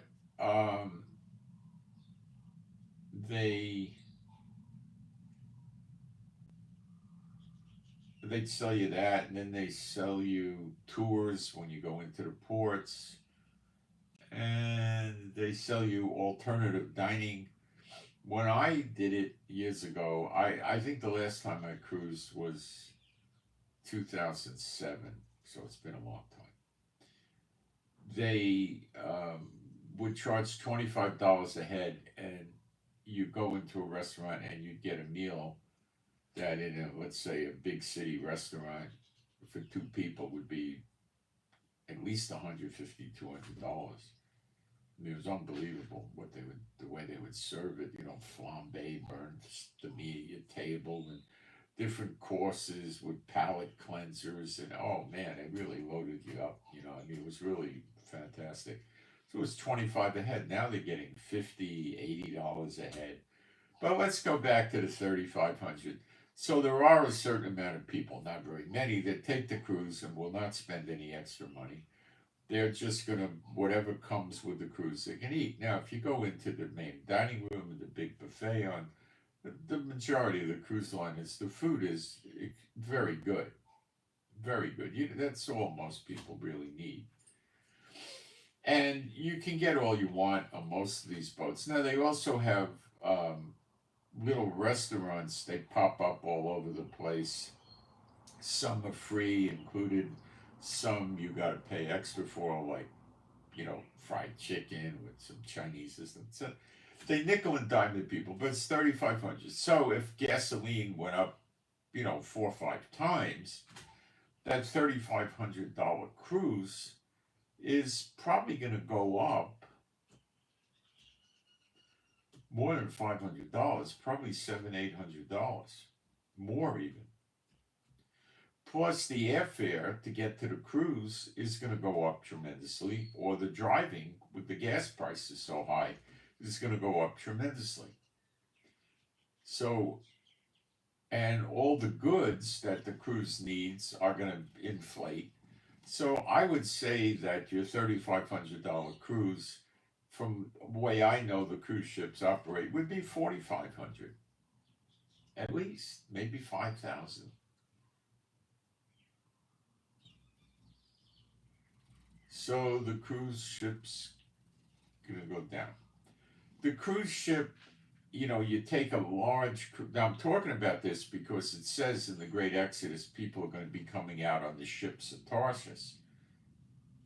Now, if they're lost tribes in Iraq or nearby Israel, they're not going to come on the ships of Tarshish, okay?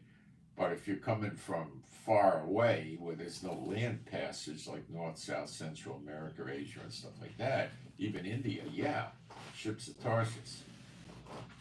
So let me get back into this with you deeper. I'm going to grab a break for a minute. Be right back.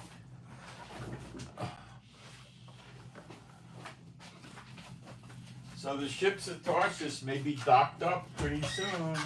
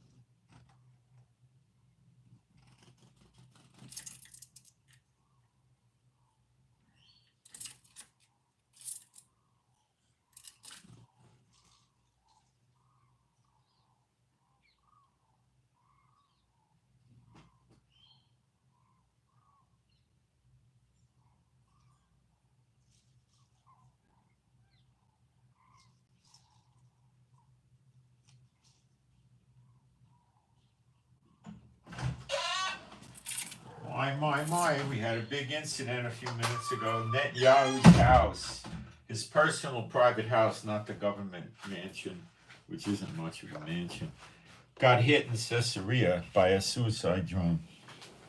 They're not telling us how much damage was to Netanyahu's house. It'll come out, pictures, people take pictures and stuff. But rest assured, knowing Netanyahu, he's going to go revenge happy against Lebanon.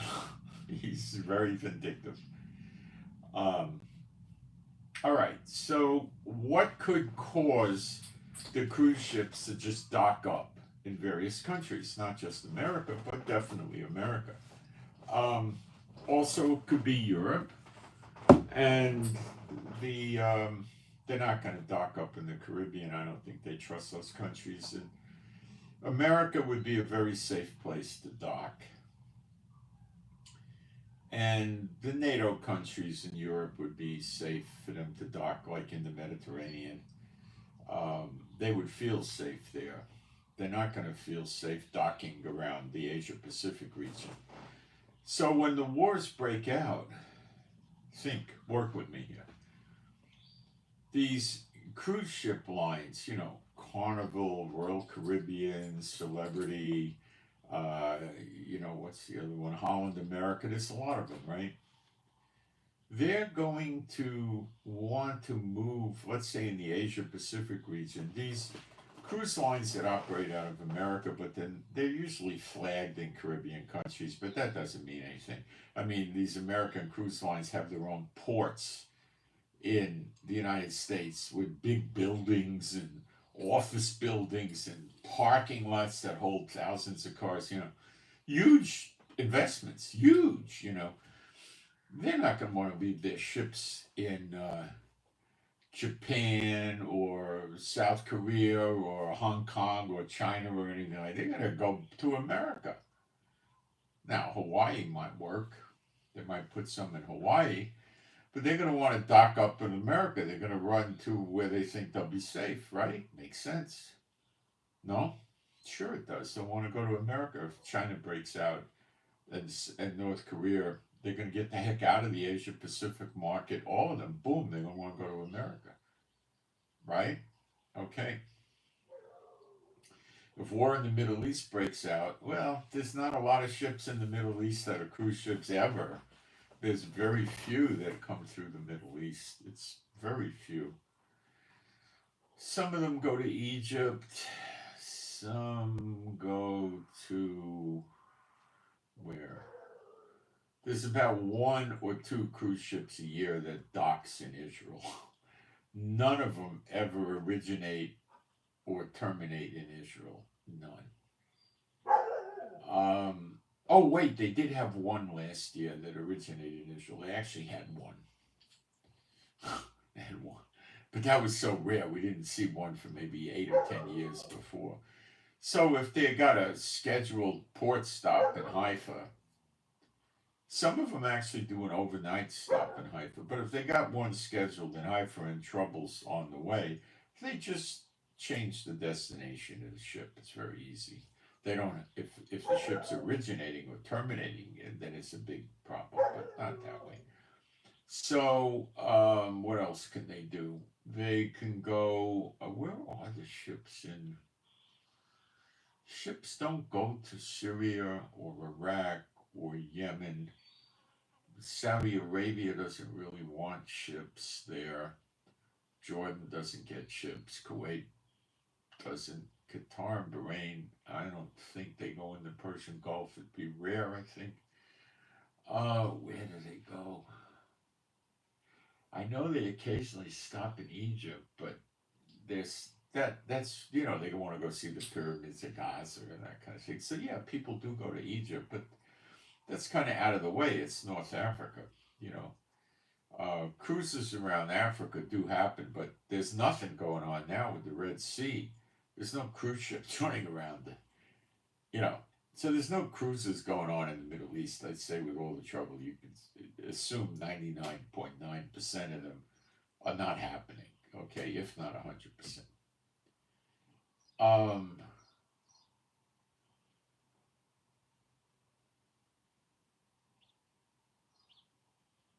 The Mediterranean is still very popular. They float around from Italy to France. Spain gets some cruise action, as Portugal quite little. England gets a large amount of cruise action. And then you have a lot of cruises when times are normal up in the north, where Russia is all the way up north, and, Iceland and Sweden and that kind of stuff. There's cruises that go on up there certain parts of the year. And then Alaska has cruises that run from maybe very late April to mid September, probably. That's about it. And then there's cruises on the west coast of the United States that go to Mexico heavily. That's a rather popular quick run. They go from LA, San Francisco, they might go from Seattle, but usually they're going to go to Mexico from LA, so people would fly to LA and go down there. San Francisco runs not a lot of cruises. A lot of them go to Hawaii. A lot of them go to Alaska in the right season, and a lot of them go to the Pacific region, which is getting to be to the point where any day now it's going to be no cruise ship is going to want their people in the Pacific. I mean, things are getting so hot over there. As soon as something starts breaking out, that's the end of it. So they'll bring the ships back, probably to America, or at least a good amount of them, where they'll feel safe. Okay? The Gulf of Mexico does have cruises, not overwhelmingly large amount, but they do have a bunch. They go out of Tampa, they go out of the Alabama, and they go out of the Panhandle of Florida. It's not a massive market, but it does go on. They hit Mexico mostly. The Seattle cruise market is rather exclusively dedicated to going to Alaska. So when the Alaska season is over, that's it. And Alaska season is over now till the spring of next year, well into the spring, March in Alaska, it could still be pretty bad weather. You're not going to want to, go walk around and play tourist, but, if you're talking at least April 15th or April 20 something, then it gets better. May gets good. May and June and July are pretty good, and early August are pretty good. Then it starts cooling off. There's a bad mosquito problem in Alaska too that the boats suffer from. They don't like to tell you about, but then you go to the East Coast, and up in the New York area, you have a reasonably large amount of cruises. A lot of them are transatlantic, where they go to basically England. Not a lot, but it goes on. They also have kind of short cruises that'll go from New York up into around Canada in the warm weather. So again, you're probably talking mid to late April until early September. They'll go up around there. New York runs cruises to the Caribbean islands big time, but the problem with those cruises is it takes several days to get to the Caribbean islands, and there's not a lot to do. Like, you're going to load Americans onto a boat in New York and then stop in Washington, D.C. or South Carolina. I mean, it's not very interesting to these people. They aren't taking a cruise to do that. So they'll run the cruise boat at about 25 nautical miles an hour during the day and the night, and they're probably going to lose a good 2.5 days getting into the Caribbean. Depending on the season, the first day and a half is going to be, well, if you're in July, you'll have good weather. But, you know, it's basically, 2 days at sea. Cruise people try to avoid more than a day at a time at sea. 2 days at sea, people get restless. They get that, they feel closed in. So I'm trying to explain to you why I'm looking at this with the ships of Tarshish being docked in America now. Okay, that's what I'm developing with you, and I do know quite a bit about cruises. Um, and I've kept up with it. Okay, even though I wasn't cruising, I kept up with it, and I heard about the ships of Tarshish, and I read about it, and I understand it, and I can't imagine it being anything else but the cruise ships. The militaries, it says, of all these heathen nations are going to be destroyed. So you're not going on military ships.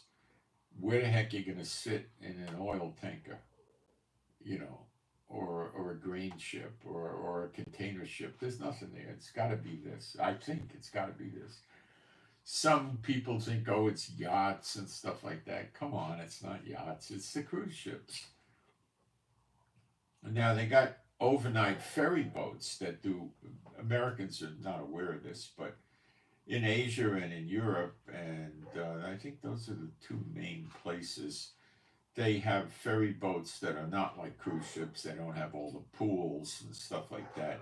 They'll have a gym, they'll have a dining room, but it's not a galloping gourmet dining room. It's a lot of it is you buy food from vending machines, or you go down a line like a college cafeteria or a high school cafeteria. Give me some ravioli, give me meatloaf, give me a potato, give me asparagus, and then cash register rings you up. They don't usually have all included.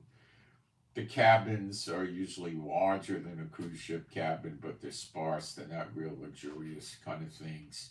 And you probably don't have any maid service because you're usually just overnight for one day. Occasionally you see one that's 2 or 3 days. And these boats move. They're large boats, but not the size of cruise ships. And there's not a lot to do on the boat at all. They don't have shows. And, you could sit in the room and, buy movies, get on the internet. You could walk around the deck, and they probably got benches and things you can sit on. It's not a great experience. It's transportation. It's like a subway at sea, you know.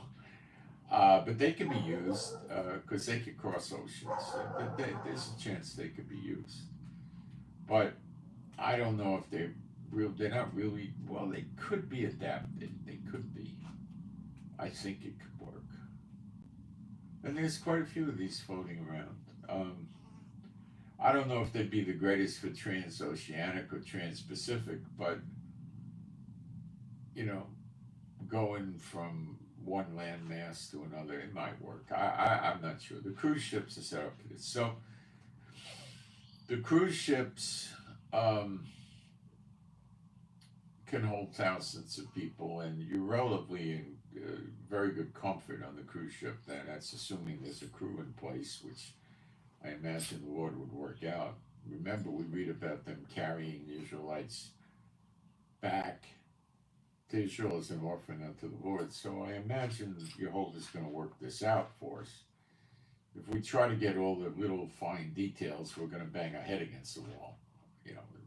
But so I was back on the East Coast cruise ship. So right now, there's going from New York to Canada is not really happening. Doing Caribbean runs and runs to Europe, that happens. The runs to Europe in the winter run down. Crossing the North Atlantic in the winter is nothing short of a miserable experience. The Queen Mary and the Cunard lines have very high-end boats, and they build these boats for crossing the North Atlantic, and they have a very narrow peak hull that cuts through waves, and they can move. They go quite nicely. They have the gyros in there and all that, and they stabilize them with thrusters, and they're very comfortable, and they could haul. But when you start getting waves of 20 feet or more, well, when you start getting waves really of about 12 feet, it starts getting a little bit. Like when you're walking down the hallways of the ship, they got rails. And 12, 14, 15 foot waves, you're probably going to want to grab the rail. Going up staircases in the deck in the boat when the sea is rough is rather challenging, and you want to hang on. Um, Being in the elevators in rough seas, like now I'm talking 20, 25 foot seas, a lot of these boats have elevators that are glass and you can see out. They're on the edge of the boat and you can see out in the water. And it's kind of amusing it's not dangerous, to be in these boats, in the elevator looking out at the sea when you got rough sea. So when you start getting what they call white caps, walking down the hulls of the boats could be a little challenging depending how. But when you get to 14, 15 feet, it gets pretty interesting. At 20 feet, it's like you don't want to go to the gym. Some of the boats have ice skating. You're not doing ice skating anymore. Um, the pool is throwing water out. The jacuzzi's throwing water out. They might start draining the pools and the jacuzzis. Generally, you're not in good weather when this happens. So when you're crossing the North Atlantic, you're going to have a lot of this. You might get 25 foot waves, So, it's, not the greatest, So people are going to stay inside the boat, is what I'm telling you. And there's a lot to do in a cruise boat inside. You're not going to be going out and laying in the sun, but there's a million other things that you could do in a cruise boat inside. There's not a lot of shortage, but you're not out in the fresh outdoors, but that's just the reality. So New York runs down to the Caribbean. Okay, then you go, the next serious cruise ports are in Orlando and Miami. And these are massive cruise centers. They're huge, okay? Really big time. And they normally go to Mexico and the Caribbean islands. And, Caribbean islands could be American Virgin Islands, British Virgin Islands, Puerto Rico, Nassau, Bahamas, Jamaica, all of that stuff, and some of the smaller islands. And some of it's really fun and interesting, but the bottom line is there's really nothing to do on these islands. They're maybe more appropriate for somebody that wants to go down there for a week. Maybe they live in a cold climate in the winter. They want to go down there and warm up and get out in the sun and get healthy. So they go down there for a week. They get a hotel right on the beach and they go lay in the sun. They swim. They walk on the beach. They get bored. They go to the towns and they play tourists and buy junk. And eating out in these restaurants in the town can be rather risky. Where if you're in a really good hotel, the quality of the food will be fine. And this is the kind of thing that you got down there. Some people go out on fishing trips, some go on skin diving trips or snorkeling trips. Others, what's very popular down there is they take a boat. Usually it's a catamaran, where it could have a lot of people just sitting out in the front. And they give you all the liquor you could drink. They make drinks for you, like Bahama Mamas and all kinds of things. And the people just go there and get drunk. Then go swimming and stuff like that. And, if somebody drowns, the ship owner's not going to get sued in his own country. They don't care. But they try to do a good job and not let you drown. And people go out and just get drunk. That's a real popular thing. In some countries, you see third world countries, they have something called a party boat, where they take you out on a boat that's usually not a cruise ship, it's a ferry, and it leaves at 6, 7, 8 o'clock, whatever, and it comes back at 2 or 3 in the morning. And it's all the liquor you could drink and dancing and not much of anything else except getting drunk and dancing and meeting people and that are also like-minded and like to be alcoholics or would want to be alcoholics, and they do that. And then they have another thing many of you probably never seen, which is called a party bus. So they take a school bus and convert it into an old school bus, which many third world countries buy the school buses from American schools. They put so many miles on them and then they have to sell them, I think, by law. So they buy them rather cheap and they use them for public buses or privately owned buses that run a route and people get on and pay like a public bus or something. And they buy what's called, they make what's called a party bus, which is a bus, and they redo the interior and make really nice benches and sofa type things in there, and they change the lighting inside the bus and put a nice carpet. They rip out the bus seats so there's room to walk around, and they put a bar in there, and you've got one or two bartenders, and people rent the bus by the hour. So if you wanted to celebrate an anniversary, let's say, right? I don't know, anything. You rent one of these buses for 4 or 5 or 6 hours, whatever you want, and you pay, and they give you all the liquor and the bartenders, and they have like stewardess or something there. They generally don't do food because they don't want people barfing on the bus.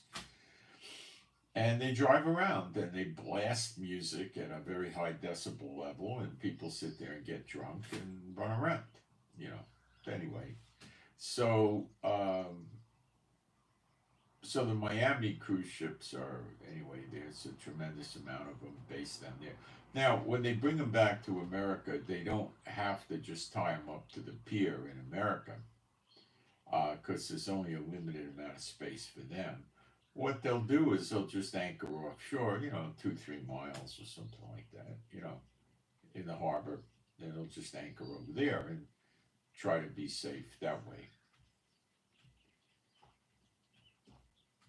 So, yeah, I think between the risk of war and if Iran makes the oil prices go crazy, then you have it. Now, let's talk about Israel knocking out Iran's oil and gas.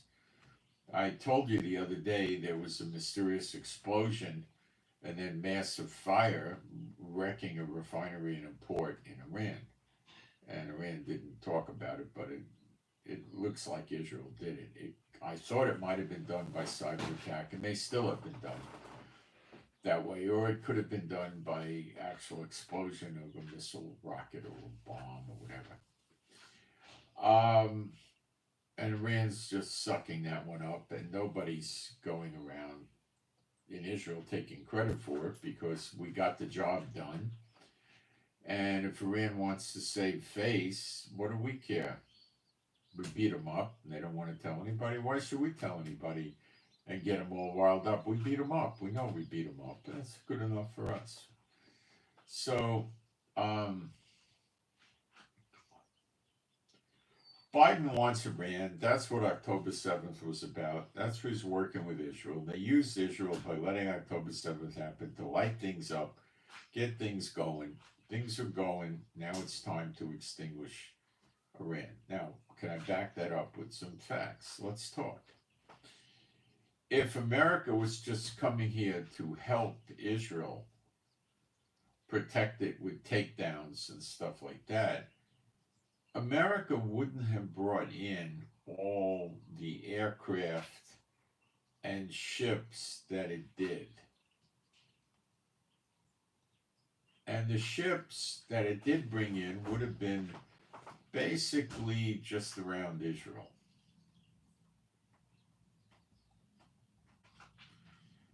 But all the aircraft, all the soldiers and stuff, no. And remember, 5,000 soldiers in Kuwait, about 3,000 in UAE, reasonably, not 5,000, but probably between 1,500 and 2,500 in Bahrain and Qatar. Oman, I'm not sure what's there, small amount of American troops. There's probably more than 5,000 in Saudi Arabia and Jordan, each one.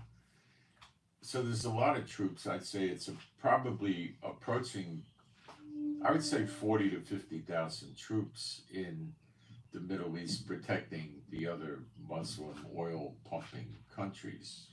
Again, Kuwait, Qatar, maybe Bahrain, UAE, Oman a little bit, a lot with Jordan, and a lot with Saudi Arabia.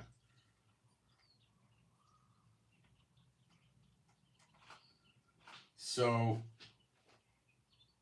America doesn't want to see these countries get overrun by Iran or attacked, but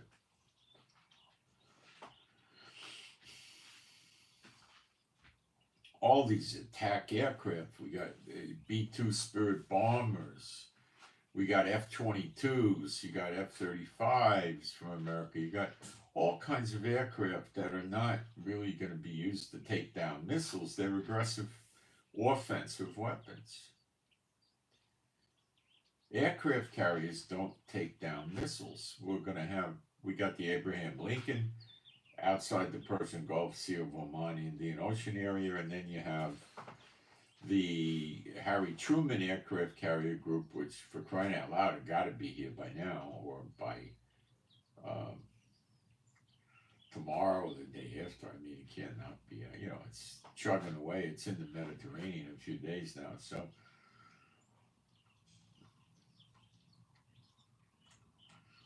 these aircraft carriers don't do takedowns. Destroyers really do the takedowns. They're offensive. So America has staged a tremendous amount of offensive equipment here. B-52s, A-10 Warthogs, F-22 Raptors, F-15 Advanced EX, these are for war.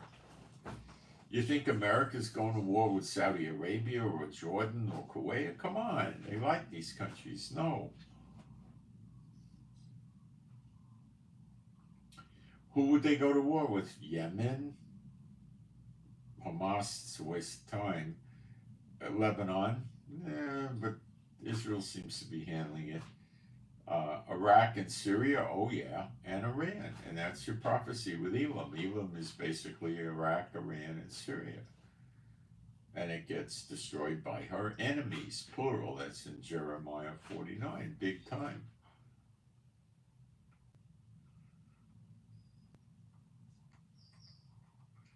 So America's going to have help. The only way Israel can really do a big blitzkrieg attack on Iran's missile sites is with the help of American refueling planes. We have a few, but we don't have enough. And refueling planes need protection.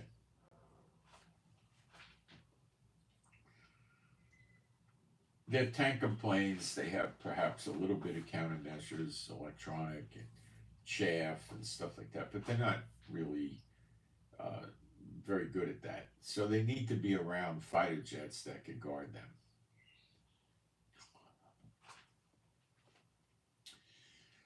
So American tankers would probably not be entrusted to Israeli fighter jets. They would be guarded by American fighter jets, which could be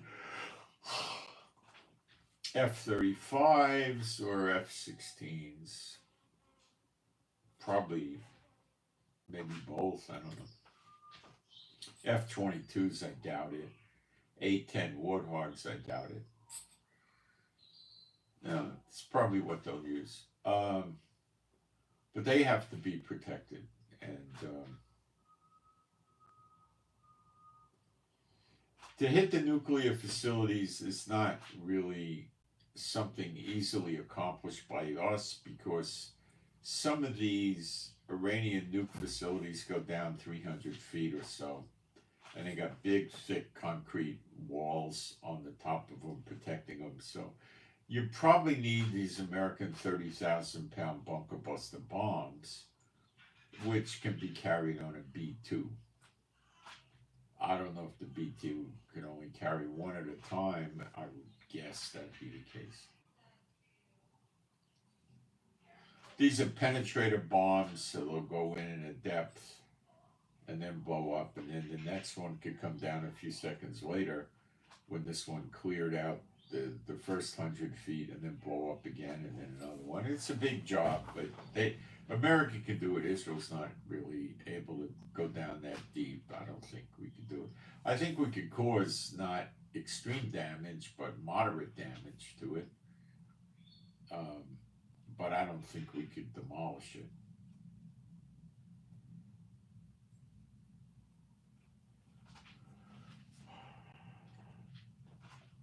We could demolish their oil refineries, ports, and piers. We would probably have to send someplace between 100 and 150 jets to Iran, and that would be a big undertaking. And we would need the F-35s to shut down the radar and as many anti-missile systems as we could, and then come in and start doing the raids.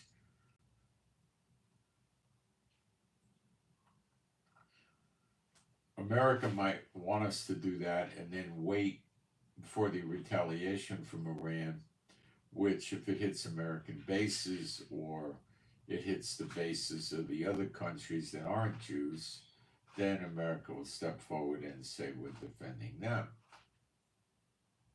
not Israel. And then attack Iran. But America is here to attack Iran. Don't kid yourself. That's what this whole thing on October 7th was about. And that's about BRICS, and that's about Iran dominating the Middle East, dictating to the other countries, and causing an economic collapse in Europe and America and South America and Asia, right at the same time wars break out. So you might see at the same time North Korea goes to South Korea, China will hit Taiwan, Japan will fall into place in the war, Russia will hit something in NATO country, and Iran will light up the Middle East. America will try to react, and then the sleeper agents get called up, and you're on your way. Remember, America has her own harvest.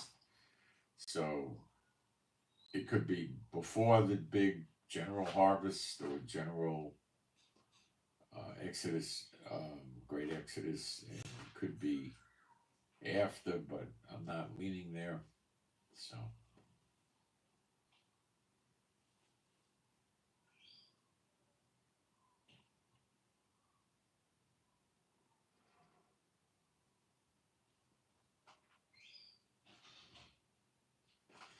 Okay,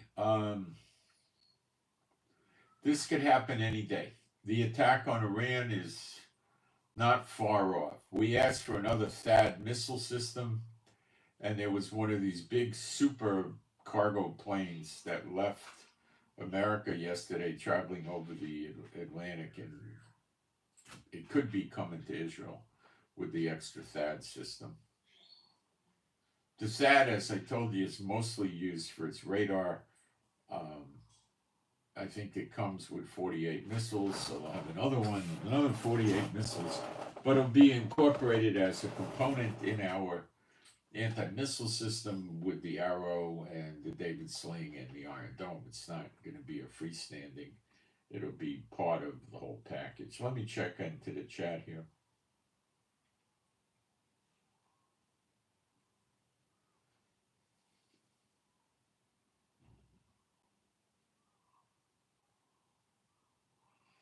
Let me see where to go. Okay.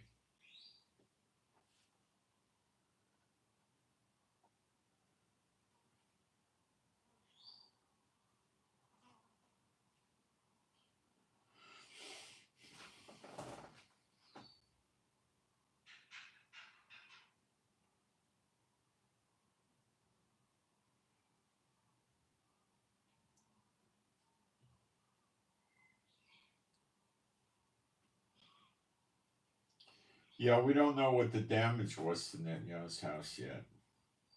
Sometimes the houses are pretty durable in Israel. It could be not much of anything. But we don't know. Maybe it was demolished. In either event, he's going to get vindictive, I could promise you.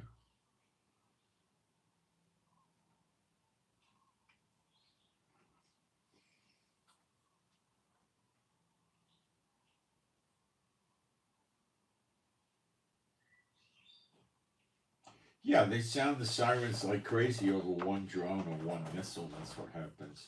And they're just about every single time taken down, practically every single time.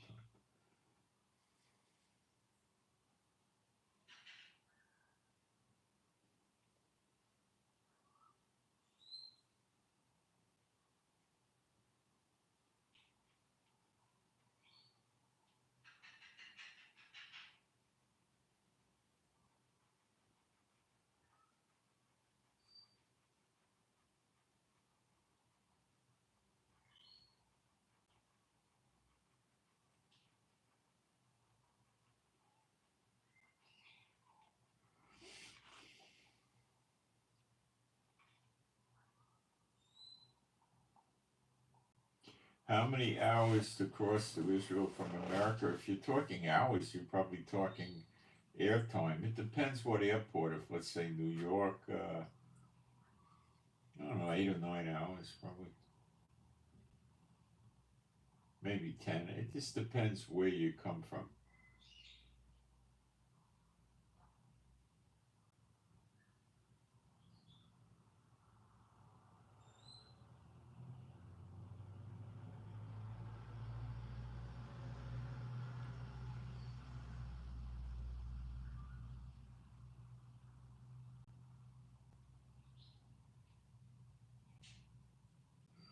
The ships at Tarshish, I'm pretty sure, are already built.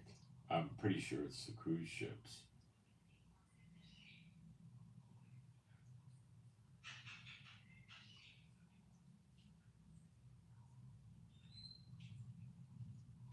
Um, so that's an interesting thing. I think you'll see a lot of these ships docking up in different countries. We'll see. Um, Jeremiah 30:11. I'll read that to you. And of course, this the church never teaches, but don't blame me for that. This is associated with the birth of the nation in a day, and basically Jacob's trouble is the only place this mentions Jeremiah 30, and that's your Zechariah 12. Here we go, 30 verse 11 in Jeremiah. For I am with thee, saith Jehovah, to save thee. It sure looks like that now, doesn't it? Though I make a full end of all nations, whither I have scattered thee, yet will I not make a full end of thee, but I will correct thee in measure, and will not leave thee altogether unpunished. Correct thee in measure is not kill you. Okay, all the nations are going to be destroyed that he scattered the Israelites into, which I reckon is about 125 nations.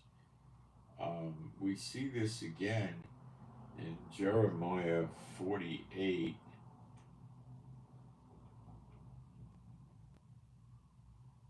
I think it's 48. Let me see. Maybe I got this wrong. I got this wrong. Okay, it's at the end of Jeremiah, somewhere 46. It must be. Um, I keep messing that one up.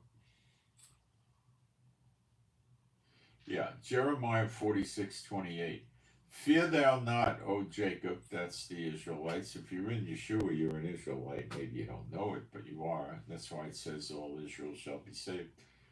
Fear thou not, O Jacob, or Yaakov in Hebrew, my servant, saith Jehovah, for I am with thee, for I will make a full end of all Goyim, all heathen nations, whither I have driven thee, but I will not make a full end of thee, but correct thee in measure, yet will I not leave thee wholly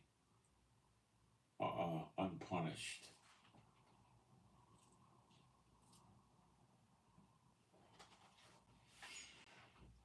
Okay? So it's in two places of the Bible, and it's going to happen. Now, what you got to do is you've got to put the birth pangs in with this. You can't just say it's only going to be the war. Does it look like it's going to be the wars? Yeah. Does it look like that to me? Honestly, it does, but that doesn't mean it's just going to be that. We have to add in these other things. Um, Let me read some of the birth pangs to you.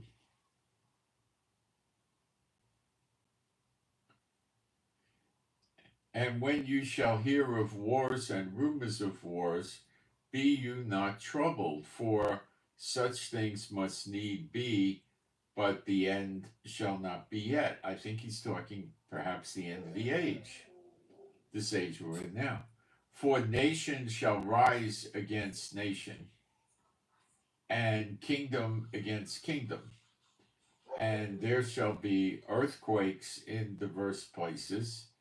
In one of the other gospels, it says great earthquakes in diverse places. So that's there, I guess. And then it says, and there shall be famines and troubles. Well, we're not seeing a lot of famines at all. Troubles is disturbances. That's civil unrest, basically. Protests, demonstrations, riots. Are we seeing a lot of that in many countries around the world? Gosh, yes, it's rampant. These are the beginning of sorrows, which is your birth pangs. All right, now let's look at it in Matthew 24.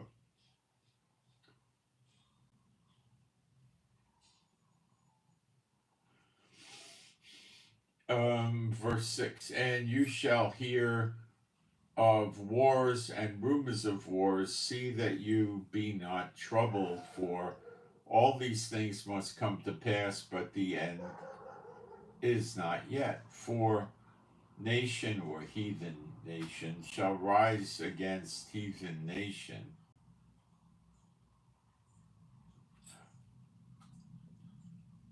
and kingdom against kingdom, or that's basilia, I think. No, it's not. It's kingdom, I guess. Okay. Um, Kingdom against king. So there's going to be fighting. And there shall be famines. We're not seeing much of that yet. And pestilences, plagues, things like that. And earthquakes in diverse places.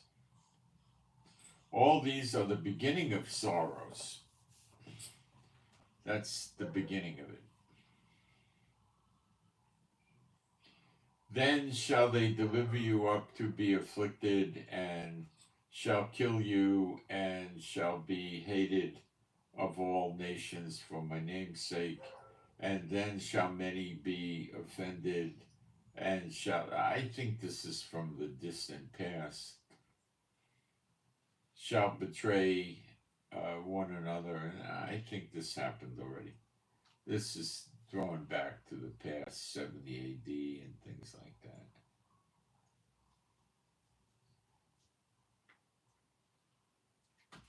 Luke 21.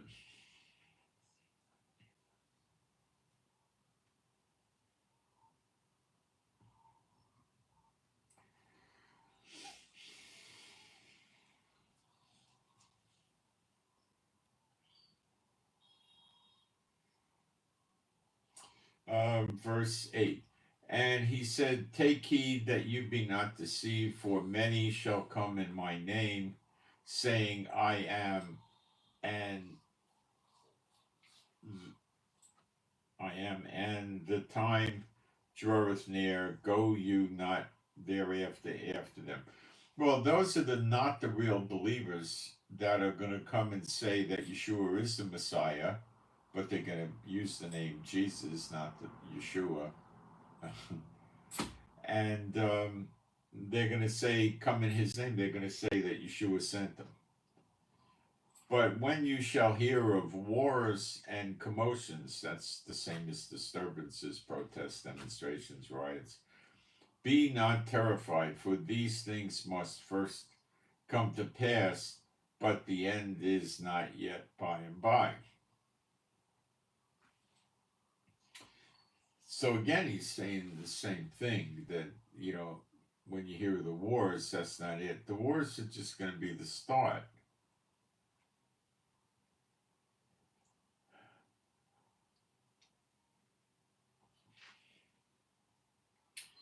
Then said he unto them, nation shall rise against nation, and kingdom against kingdom. And that is, the kingdom is the basilia word, which could be ruler against ruler. And great earthquakes shall be in diverse places. We're not seeing much in terms of great earthquakes. And famines, again famines, and pestilences, and fearful sights, and great signs there shall be from heaven. Not seeing that yet.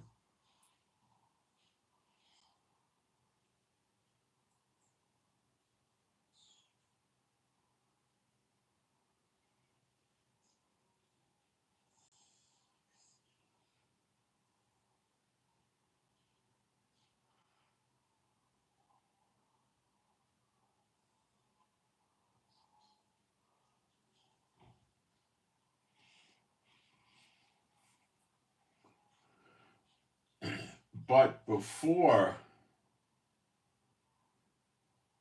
all these things, they shall lay their hands on you and persecute you and deliver you up to the synagogue and into prisons, being brought before kings and rulers for my name's sake. Before all these things.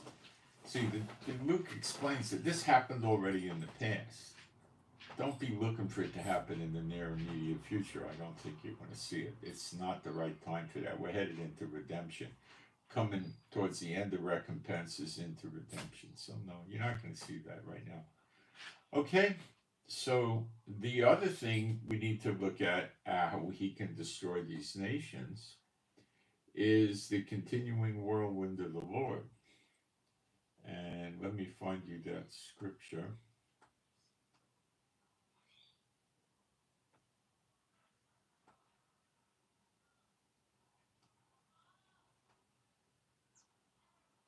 Of course, I don't remember it in my head.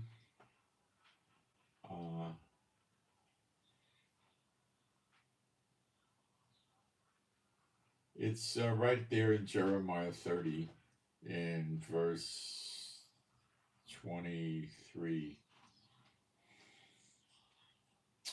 I'll read it to you.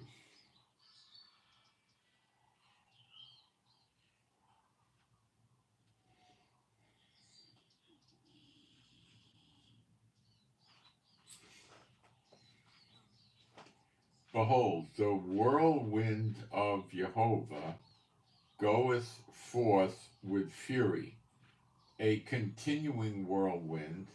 It shall fall with pain upon the head of the wicked. The fierce anger of Jehovah shall not return until he have done it, and until he have performed the intents of his heart. In the latter days you shall consider it. Well, we're in the latter days. Zechariah 1.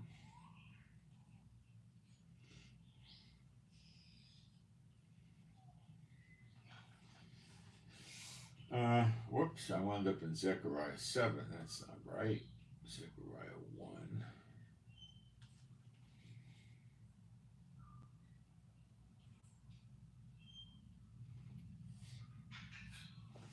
And I gotta find the verse.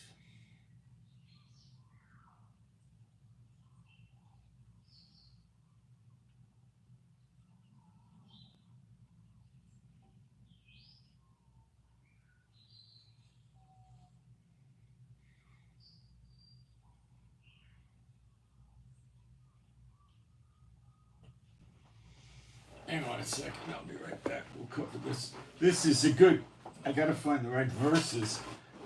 And it'll give you a lot of insight into how Jehovah's looking at this situation with everybody trying to kill Israel and stop him from doing his will.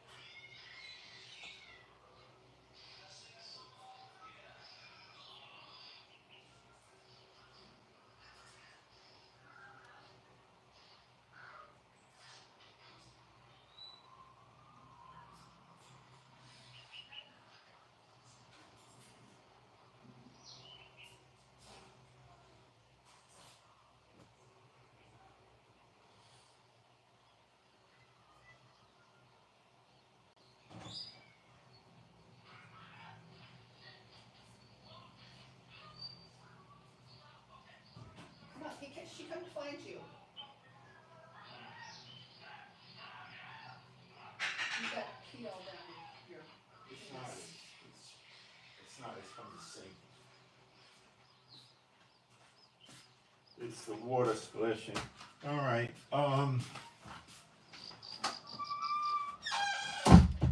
Okay.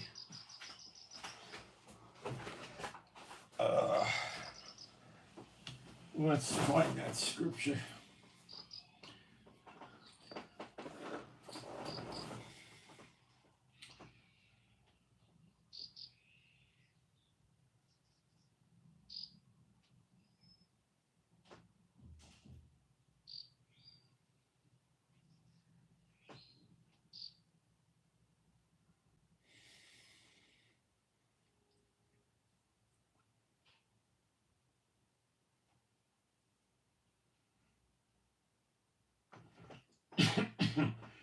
We'll go into Zechariah 1:14. So the angel that communed with me saith unto me, cry thou, saying, thus saith Jehovah of armies or hosts, I am jealous for Jerusalem and for Zion with a great jealousy. That means he wants us back. You're in the stage right now. And I am very sore displeased. It's not really correctly translated. Let's look at the break this down from the Hebrew, and it says and I. Well, it doesn't say that. It says I, ani. And then it says gadol, which is great. So it's saying I great, and then sore displeased is downplayed. Let me get what Strong's puts it into English with.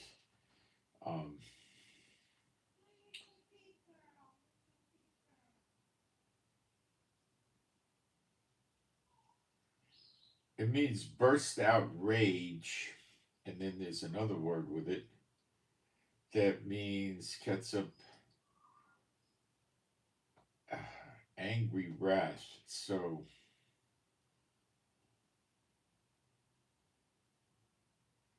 it's like what it's saying is I am super duper angry and in rage with the goyim, the heathen. You got that?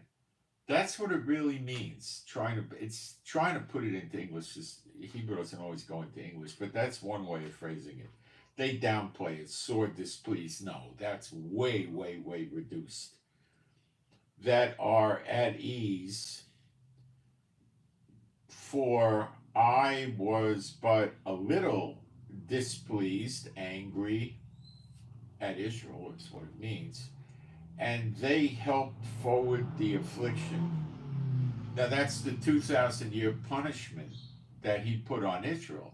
And he turned us over to his enemies, and he couldn't break his word, so he had to let it run its course. But it's run its course. Now it's Jehovah's payback, and you're beginning to watch that. Therefore, thus saith Jehovah, I am returned to Jerusalem with mercies. My house shall be built in it. That's the temple. And the word for built is not necessarily built. Let's get the real meaning of the word.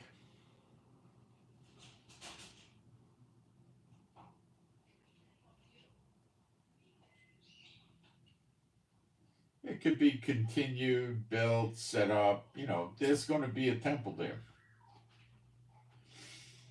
And my house is going to be a house because the glory of God of Israel is going to reside in it.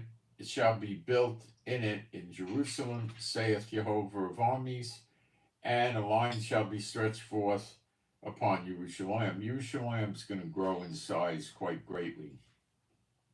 Cry yet, saying, thus saith Jehovah of hosts, my cities through prosperity shall yet be spread abroad, and Jehovah prosperity, I keep telling you, will be rich, and Jehovah shall yet comfort Zion, and shall yet choose Jerusalem.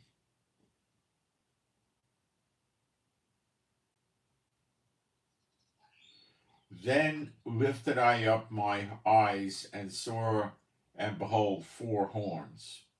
And I said unto the angel that talked with me, what be these? And he answered me, these are the horns which have scattered Judah and Israel and Jerusalem. Those are the ones that drove us out. Okay? And Jehovah showed me 4 carpenters, or the word can mean workmen. Let's check the meaning of this. An artisan, an engraver,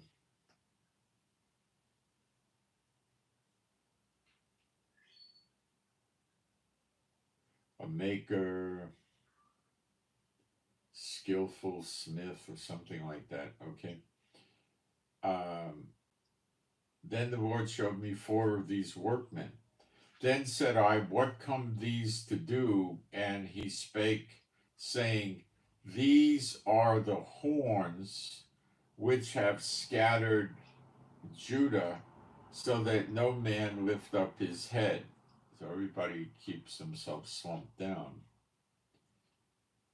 But these are come to fray, that means terrify, to terrify them, to cast out the horns of the Goyim, which lifted up their horn over the land of Judah, to scatter it. So when it says terrify them, cast out, let's check that word.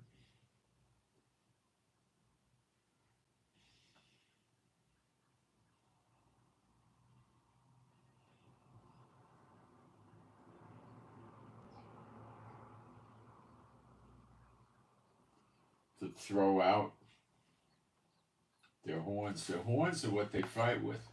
So I don't know. If I was going to guess, maybe one of these guys, I don't know. I really don't know. If I wanted to push it, I don't think I got it right. I would say Elijah, Apostle John, the anointed prince in the next temple, and the glory of God of Israel. But I really don't think I have it right at all. I'm just taking it. I'm pretty sure that's wrong. Okay. So the Lord has never shown me who these 4 guys are. I don't know. But the heathen driving the Jews out, it ain't America, it ain't NATO, it ain't them, you know. So I really don't know who it is. Maybe other countries come to help, but I don't think so. I never read about that. It says all her lovers have left her. I don't see that happening. So I think it's 4 people or 4 entities in Israel. I don't know. It could be, maybe it's Elijah, Apostle John, and the anointed prince, and the glory of God of Israel, but I don't know, maybe it's talking about angels, and bad angels and good angels. It could be 4 angels. Guys, I don't have this one. Please understand, I don't know this one. Pray that we get it. Maybe the Lord will reveal it. A lot of times we've done that and it works. Pray. So I hope you enjoyed this discourse today. Wait, we got a couple of prayer requests. Hold on. And that's important, especially to the people that need the prayer request.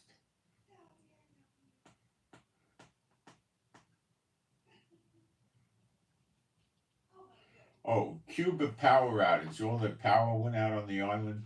That's probably, Cuba says they want to join BRICS. Russia put submarines and Navy vessels up by Cuba.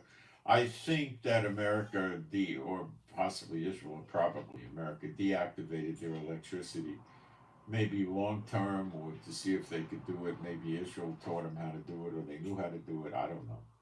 But I believe it was America that did that. NATO is currently positioning their military equipment all around the Russian borders now. Okay, you got to understand that. That's like today news, yesterday news, the day before news. Okay?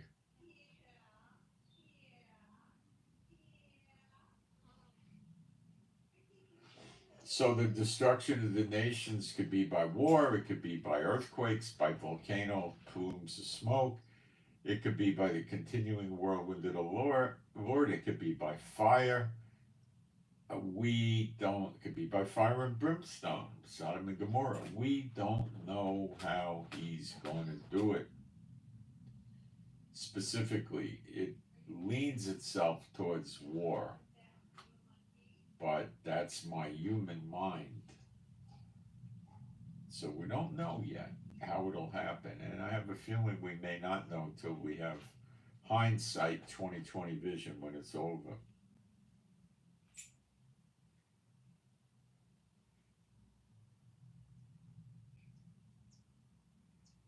Remember, China could have North Korea launch against South Korea and sit it out.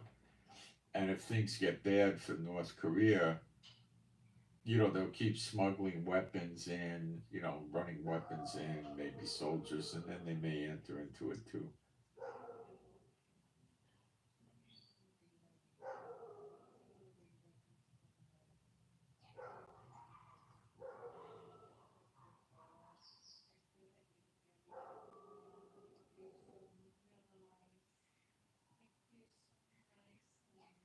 So I got one toss request actually.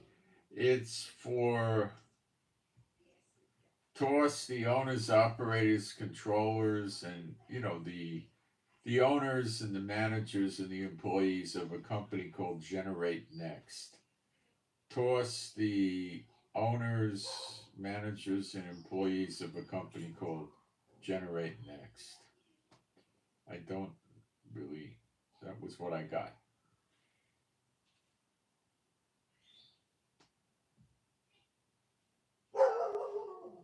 I don't have any prayer requests. The bird's doing good.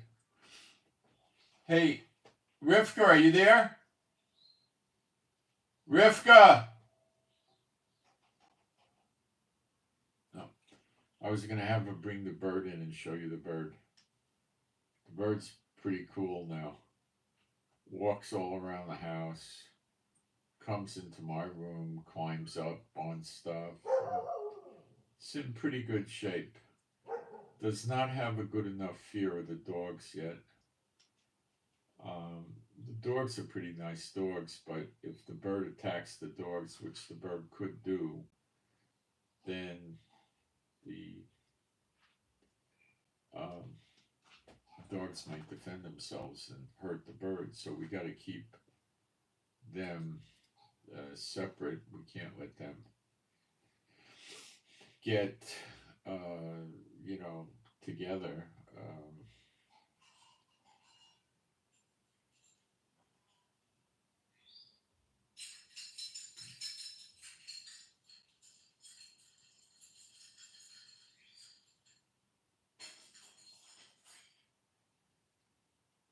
Okay, so I hope you got something out of this. Cruise ships. If you think you're sensitive to seasickness, most of the modern cruise ships, the ones built since 2000 or 2002, have gyros and they're quite stable. The bigger the ship, the more stable it'll be. Okay? The most stable place in the boat, if you're afraid of the rocking and all that, is in the center of the boat down low. You don't want to be on the lowest deck. You want to be maybe deck 4 or higher, in the center of the boat. That would be the most stable, like decks 4 through 8 maybe. They're very stable. Okay? Inside cabins on boat have no window, and you have a tendency to just sleep and sleep and sleep. You got to have an alarm set to wake up. I'm serious. I've done it 2 or 3 times, maybe, not much. And it can be, I think I did it 2 times. It could be annoying. The cabins are smaller.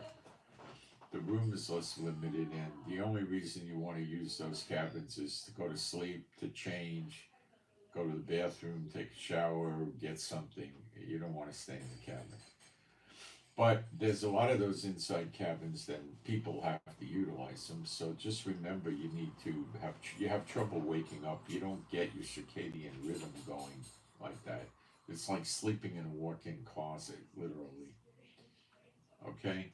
Although cabins could be quite nice, but It's, you know, if you have a cabin with a porthole, no problem. They have curtains in front of the porthole, you'll wake up naturally. Balcony cabins are the best unless you got little kids, then you got to be careful. They could climb over the rail by standing on a table or a chair, so you want to watch them like a hawk. You gotta be very careful if you got little kids that are not, you know, cooperative and this and that. You could also put the table and the chair inside the cabin, and then they go out there. They're probably not going to be able to climb up, depending on the size and how old they are. But watch them like a hawk. They have day camps or camps in the cruise ships, and they put netting, you know, shaped like this out of ropes all up around the place, so they get fresh air outside on the deck that the camp has, which is large, but it's impossible to go overboard. You can't. They'd have to have a big serrated knife and start sawing their way through 1.5 inch rope, which they're not going to do. So they're very safe, but make sure that they got all the ropes up, you know. If you want a really scenic ride on the boat, get into the very back of the boat, the last, not the back on the sides, the end of the boat that faces where the boat went, and you watch the wake of the boat and stuff, and that's kind of nice. If you sit in the very front, they got cabins. Usually these are luxury cabins at the very back of the front. You watch the boat going forward. You can get a very strong wind coming at you from that because the boat could be going 25 nautical miles an hour, and that's going to be breezy. Now, they usually put glass up to block the wind, but it still can be rather breezy, you know, so you may or may not like that. The side cabins are generally not breezy, and you get a pretty good view, and it's very relaxing. Um, and if the weather's nice, it's nice to just sit out there and take a snooze. Or you could wedge the door open with some furniture, and the air conditioning will stay on with a heater or whatever, and you get the fresh sea air. And you can take a nap in the room or stuff like that. That's really, sea air is really nice and invigorating. So, um, when they do the dining room, when you walk into the main dining room, they usually have these big windows, like 30, 40 foot high windows, big things. And the windows will be open when they do the early, well, when you go in, the windows will be open even if you're at the late dinner. And then in the summertime, it would probably still be a little daylight in some places at late dinner, depending where you are in the world. But as soon as they start serving the food, they lower the curtains so people don't get any motion sickness. But it's pretty hard to get motion sickness there. So if you're a little worried about it, don't sit during the breakfast and the lunch near the windows that look out into the water. Just seat in the center so you won't see it. The buffets are usually very, very good on the boats, and you can eat all you want. You could take stuff back to your room. They usually don't care.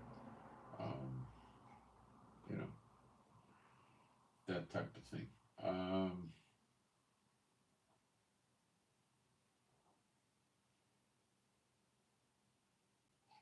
they have indoor swimming pools. Usually the kids go crazy for the swimming pools on the boat. The kids just, that's just the cat's meow for the kids. Okay, they got they got kiddie swimming pools where the water's, you know, this deep, and they have water sprinklers that look like bugs and flowers and all that the kids love to run under.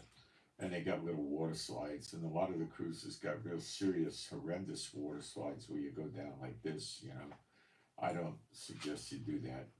Uh, you know, when you got a death wish or you want to try God, I mean, I wouldn't go on anything like that. It's idiot stuff. A gentle water slide could be enjoyable. They have those too. And they got go-karts on some of them. They got arcades where you could, driving games, you know. They have basketball courts. They have miniature golf. They have jogging track. Usually it's about 5 laps to the mile, sometimes 8. It could be 8 laps to the mile. So it's a circular thing. It generally doesn't go the whole distance of the boat. You want to preserve modesty on the boat. You know, ships of Tarshish, you certainly don't want to run around with skimpy bikinis. You know, I think it's fine to, you know, wear short pants and go out. You want to get a suntan and go hang out in the sun like that or something, you know. The sun in the boats is very, very strong. It bounces off the water. It's probably at least twice as strong. So be very careful. You could get, in a little as a half hour, you could get yourself a very nasty sunburn on a hot sunny day. You could really, in 45 minutes, you could be really sorry. That happened to me once. I learned that lesson.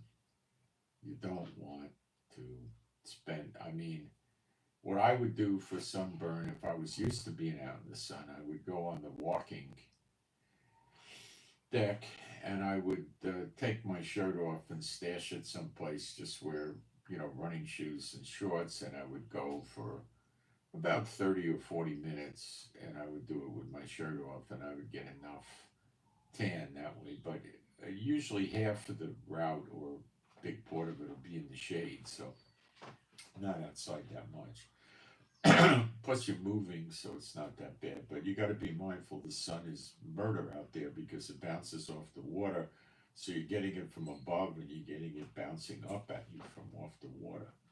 So be careful with the sun. It's really, really strong. In the winter, I don't think the sun's going to be such an issue. I don't think sunbathing is going to be such an issue. They do have indoor jacuzzis and they do have indoor swimming pools, so the kids might really go crazy over that. They all have a gym of various degree, but usually pretty darn decent gym. They got theaters where they have various kinds of shows. The theaters are extremely impressive. They're huge. Some could seat 1,500 people, some 400 or 500, depending on the ship. And they're all different. You know, you'll just see this. Normally on the cruise ships, most of them, except the 6-star boats, the very expensive ones that are smaller, and they cater to people over 60, and they basically are set up to not be crowded. So when you go to the pool, there's plenty of deck chairs, deck lounges to get, and you're not close to the next person. And they got waiters to bring you whatever you want, which could be a cold soda, could be booze if you're a boozer.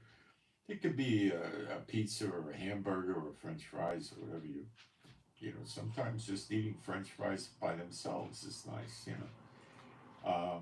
Then they'll bring it to you. They usually have ice cream machines up at the pool areas, which is free. Usually 2 flavors or something, you know. Carvel soft ice cream is what they usually have. Kids like that. And the 6-star boats don't have any water slides or any of that wild amusement. They're not going to have basketball courts. They're not going to have go-karts or bumper cars or a big arcade or any of that stuff. They're not set up for young people. They're not going to have a camp. They're going to be mostly for older people, so there'll be heavy emphasis on the food. The dining room, the cabins will be very plush.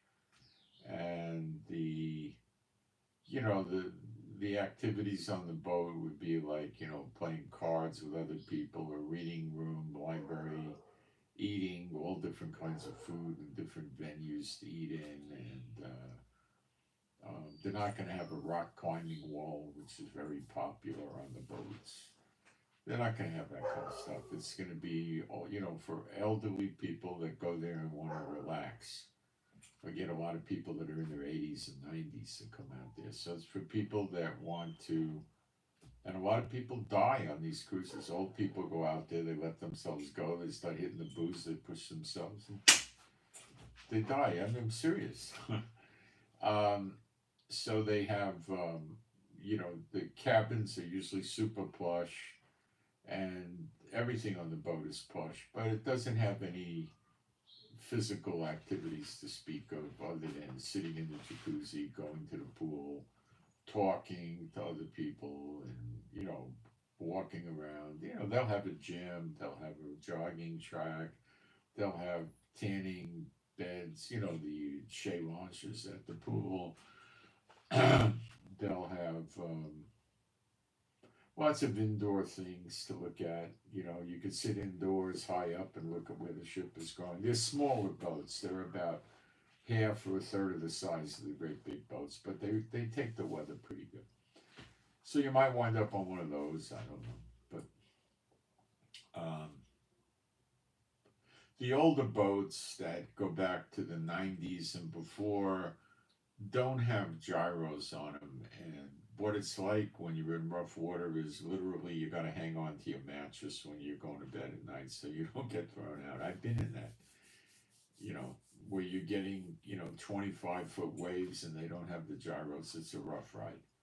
I was in a shower once hanging on, and this was down at the bottom of South America, hanging on to a handle in the shower while I was washing myself with the other hand because it was so rough. And then I was standing there and I had the handle in my hand all the way out here. It wasn't attached to the wall anymore. So I called them and they repaired it in a few hours. But that's how rough it could be. And you could really be hanging on to your mattress.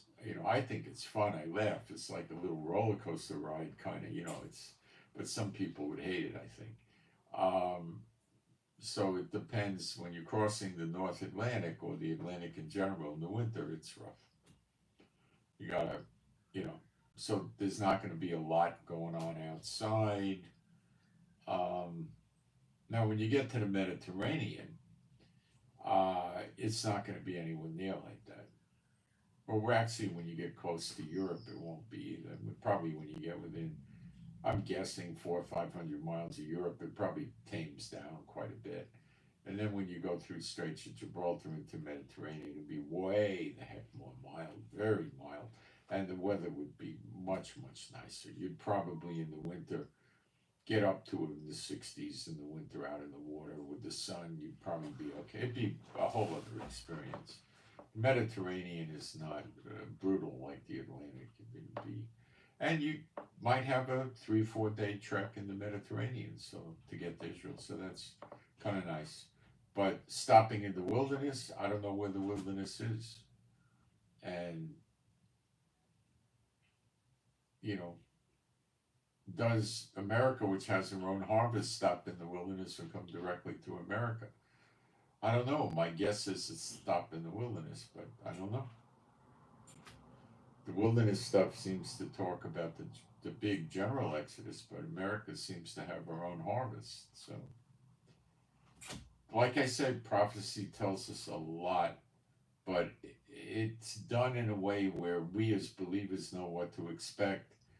And when it happens, we won't be taken off guard or surprised, but it's not given to us to be able to precisely predict everything leading up to it in sequence and timing, and no one is going to, because he's not warning them about it. So prophecy is somewhat, with the fine details, it's not all given to us. You have to accept that.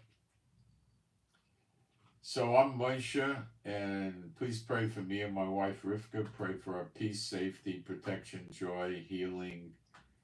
Pray for our finances. Pray for our animals and pets to be happy, healthy, and whole. The bird, Dolly is her name, the cockatoo, is doing quite well. Keep the prayers up, though. She's probably out of the woods, but I just feel better if we keep the prayers on Dolly, the cockatoo we're rescuing. Pray I keep getting my packages. I got issues again. Please pray I get those. Pray that my payment processors where I get offerings are fine with me. I don't have any problems with them. Please pray that the payment processors I get offerings with, which is a few, I'm in, I stay in good status with them. I don't have any problems. Pray for the peace of Jerusalem. Pray I make better videos. And if any of you want to email me, my email address is posted up high in the chat. It's in the description box. Offering information the same, posted and pinned at the top of the chat and in the description box. And you can ask me questions or things like that. And I guess that's what I got for today. I'll keep you posted. I'll put up on Telegram more information about Netanyahu's house. I guarantee you, even if one blade of grass was broken in the yard of his house, he will get vindictive like crazy over this. Oh yeah. Hezbollah made a bad mistake with that one, but watch. And I'll keep you posted as much as I can about what's going to happen to Iran. So I guess now we're waiting for the second or the third or whatever it is, THAAD system. They're saying that we only have one THAAD, which sounds crazy to me, because why would you send 100 soldiers to work one THAAD? I don't know. So we're getting another THAAD system, so that's something else to wait for. And then we need to know, confirmed, that the Truman aircraft carrier group is in position, and I can't say for sure that they're here. It may be another day or two. I don't know. The Navy doesn't like to talk about these things. And we're also whittling down Hezbollah. They're talking that the attack on Iran will be before Election Day, which gives us a bunch of time. And I can't say for sure that it will or not, other than that's what they're saying, which doesn't mean much of anything. And I'll keep you guys going. Please hit the thumbs up. And let me see if I got any last minute questions in the chat. You might want to subscribe if you want to know when I come on with live streams at unusual occasions, when the eggs start hitting the fan.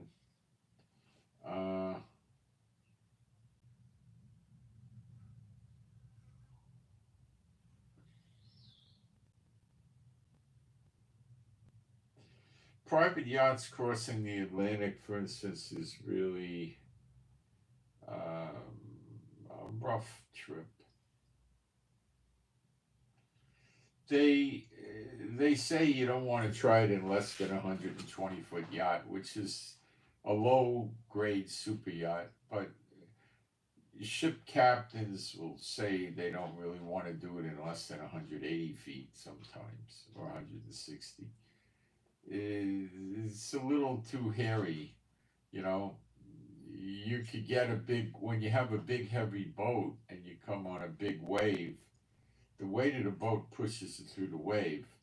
When you got like a 50, 60, 70-foot boat, it's not that heavy. And you come up on the wave, you don't sink down through the wave. The wave could flip you over backwards. So that's a scary thing. But if you're at a 180-foot yacht, it's a rather heavy boat. And the wave is only going to be working on part of the boat. So the weight of the boat generally pushes it through. Most of the real super yachts get, they're 220 to 360 feet, someplace in there. Those are the real super yachts. But they generally just have 12 staterooms because they're limited to only carrying 12 guests, or it's having 12 cabins, whatever it is. So they don't accommodate a tremendous amount of people. They'll have,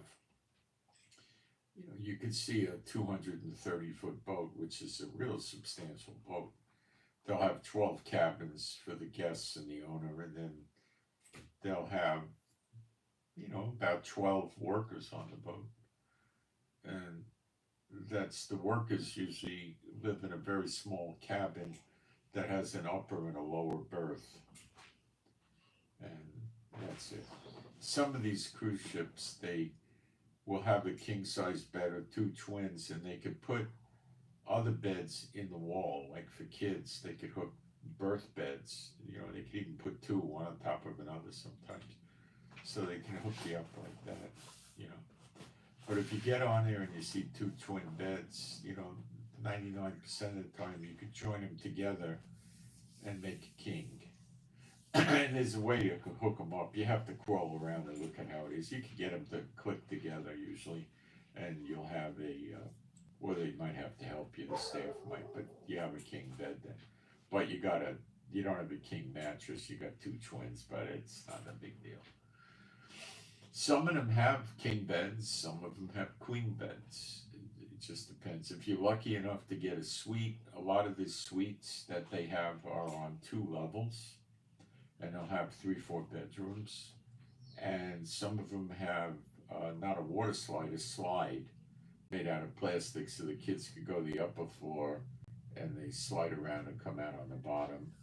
And I think if the kid's more than 10 or 12 years old, he won't fit in there. And then they have your own private jacuzzi out on the deck, which is really nice. But usually there's 2 or 3 of those suites on a boat, but somebody got to get them.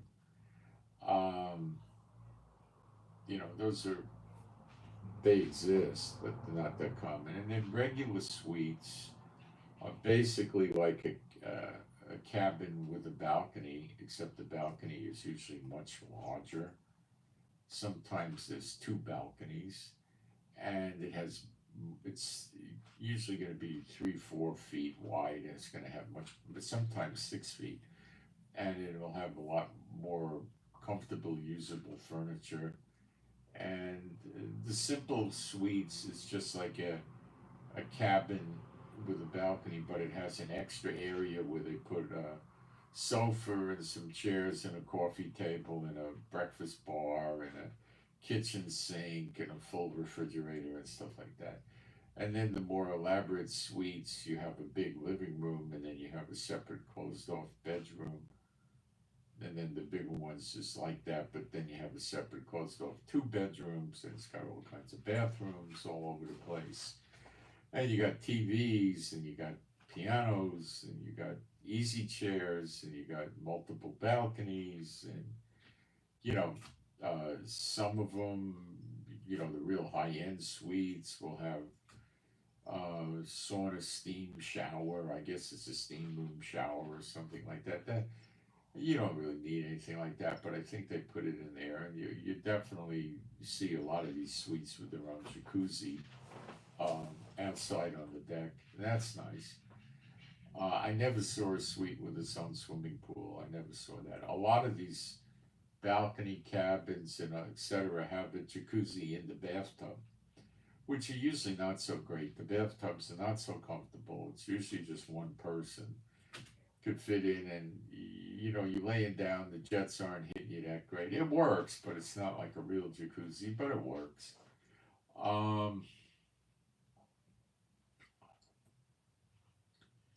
So in a lot of the suites, the sofas will fold out into a bed, so extra people could sleep in there. Yeah, different things like that. I think I'm right about the ships of Tarshish, because I don't know how the heck you're going to travel on a container ship or a tanker or a fuel ship. I mean, a few people could get on there, because they carry a crew. But I mean, a big container ship got 30 people maybe. Oil tankers and grain ships, the same thing. They got about 30 people. That's it. They live in those little apartment houses they build at one end of the boat that go 5 or 6 floors up. They live there. That's all it is. The rest of it is very dangerous to walk around. You got to know what you're doing. They wear helmets. They wear bright orange suits. This is a very dangerous place. It's not for people to take cruises on. I mean, it's really dangerous. So there's, that's the way I look at these boats, and the warships I think will be gone. I don't think, but maybe I'm wrong. Maybe they'll use warships to transport people, but There's troop transports that could do it, but again, a lot of warships are not set up for it. They hold very few people. The conditions that the crew in the warships is kept in is horrible. Old people and very young people would be very dangerous for them to be in a ship like this, extremely dangerous. So I'm not seeing that. Plus, all the militaries are going to be destroyed. So maybe that comes after, and maybe we'll see it. But I don't know. And like I said, the ferry boats, the big overnight ferry boats, the oceanic ferry boats, those could work for sure. They're more Spartan than a cruise ship, but no doubt they'll work. You know, and they're not all that bad either. They're just a little bit more on the boring side. You know, so you have to go sit somewhere and look at the water go by, or pray, or read your Bible, or have Bible meetings, or sing, or whatever. It's not a lot of entertainment on that. You know, it's like riding on a train or something, or an airplane. It's not for entertainment. You know. All right, guys. I think I'm right with the ships. Anyway, what did I get? Wow, I went pretty far today, long time. All right, so those red lights keeps me energized, huh? So I send my Shabbat Shalom to all those who love Yeshua HaMashiach, and I'm out. Thank you.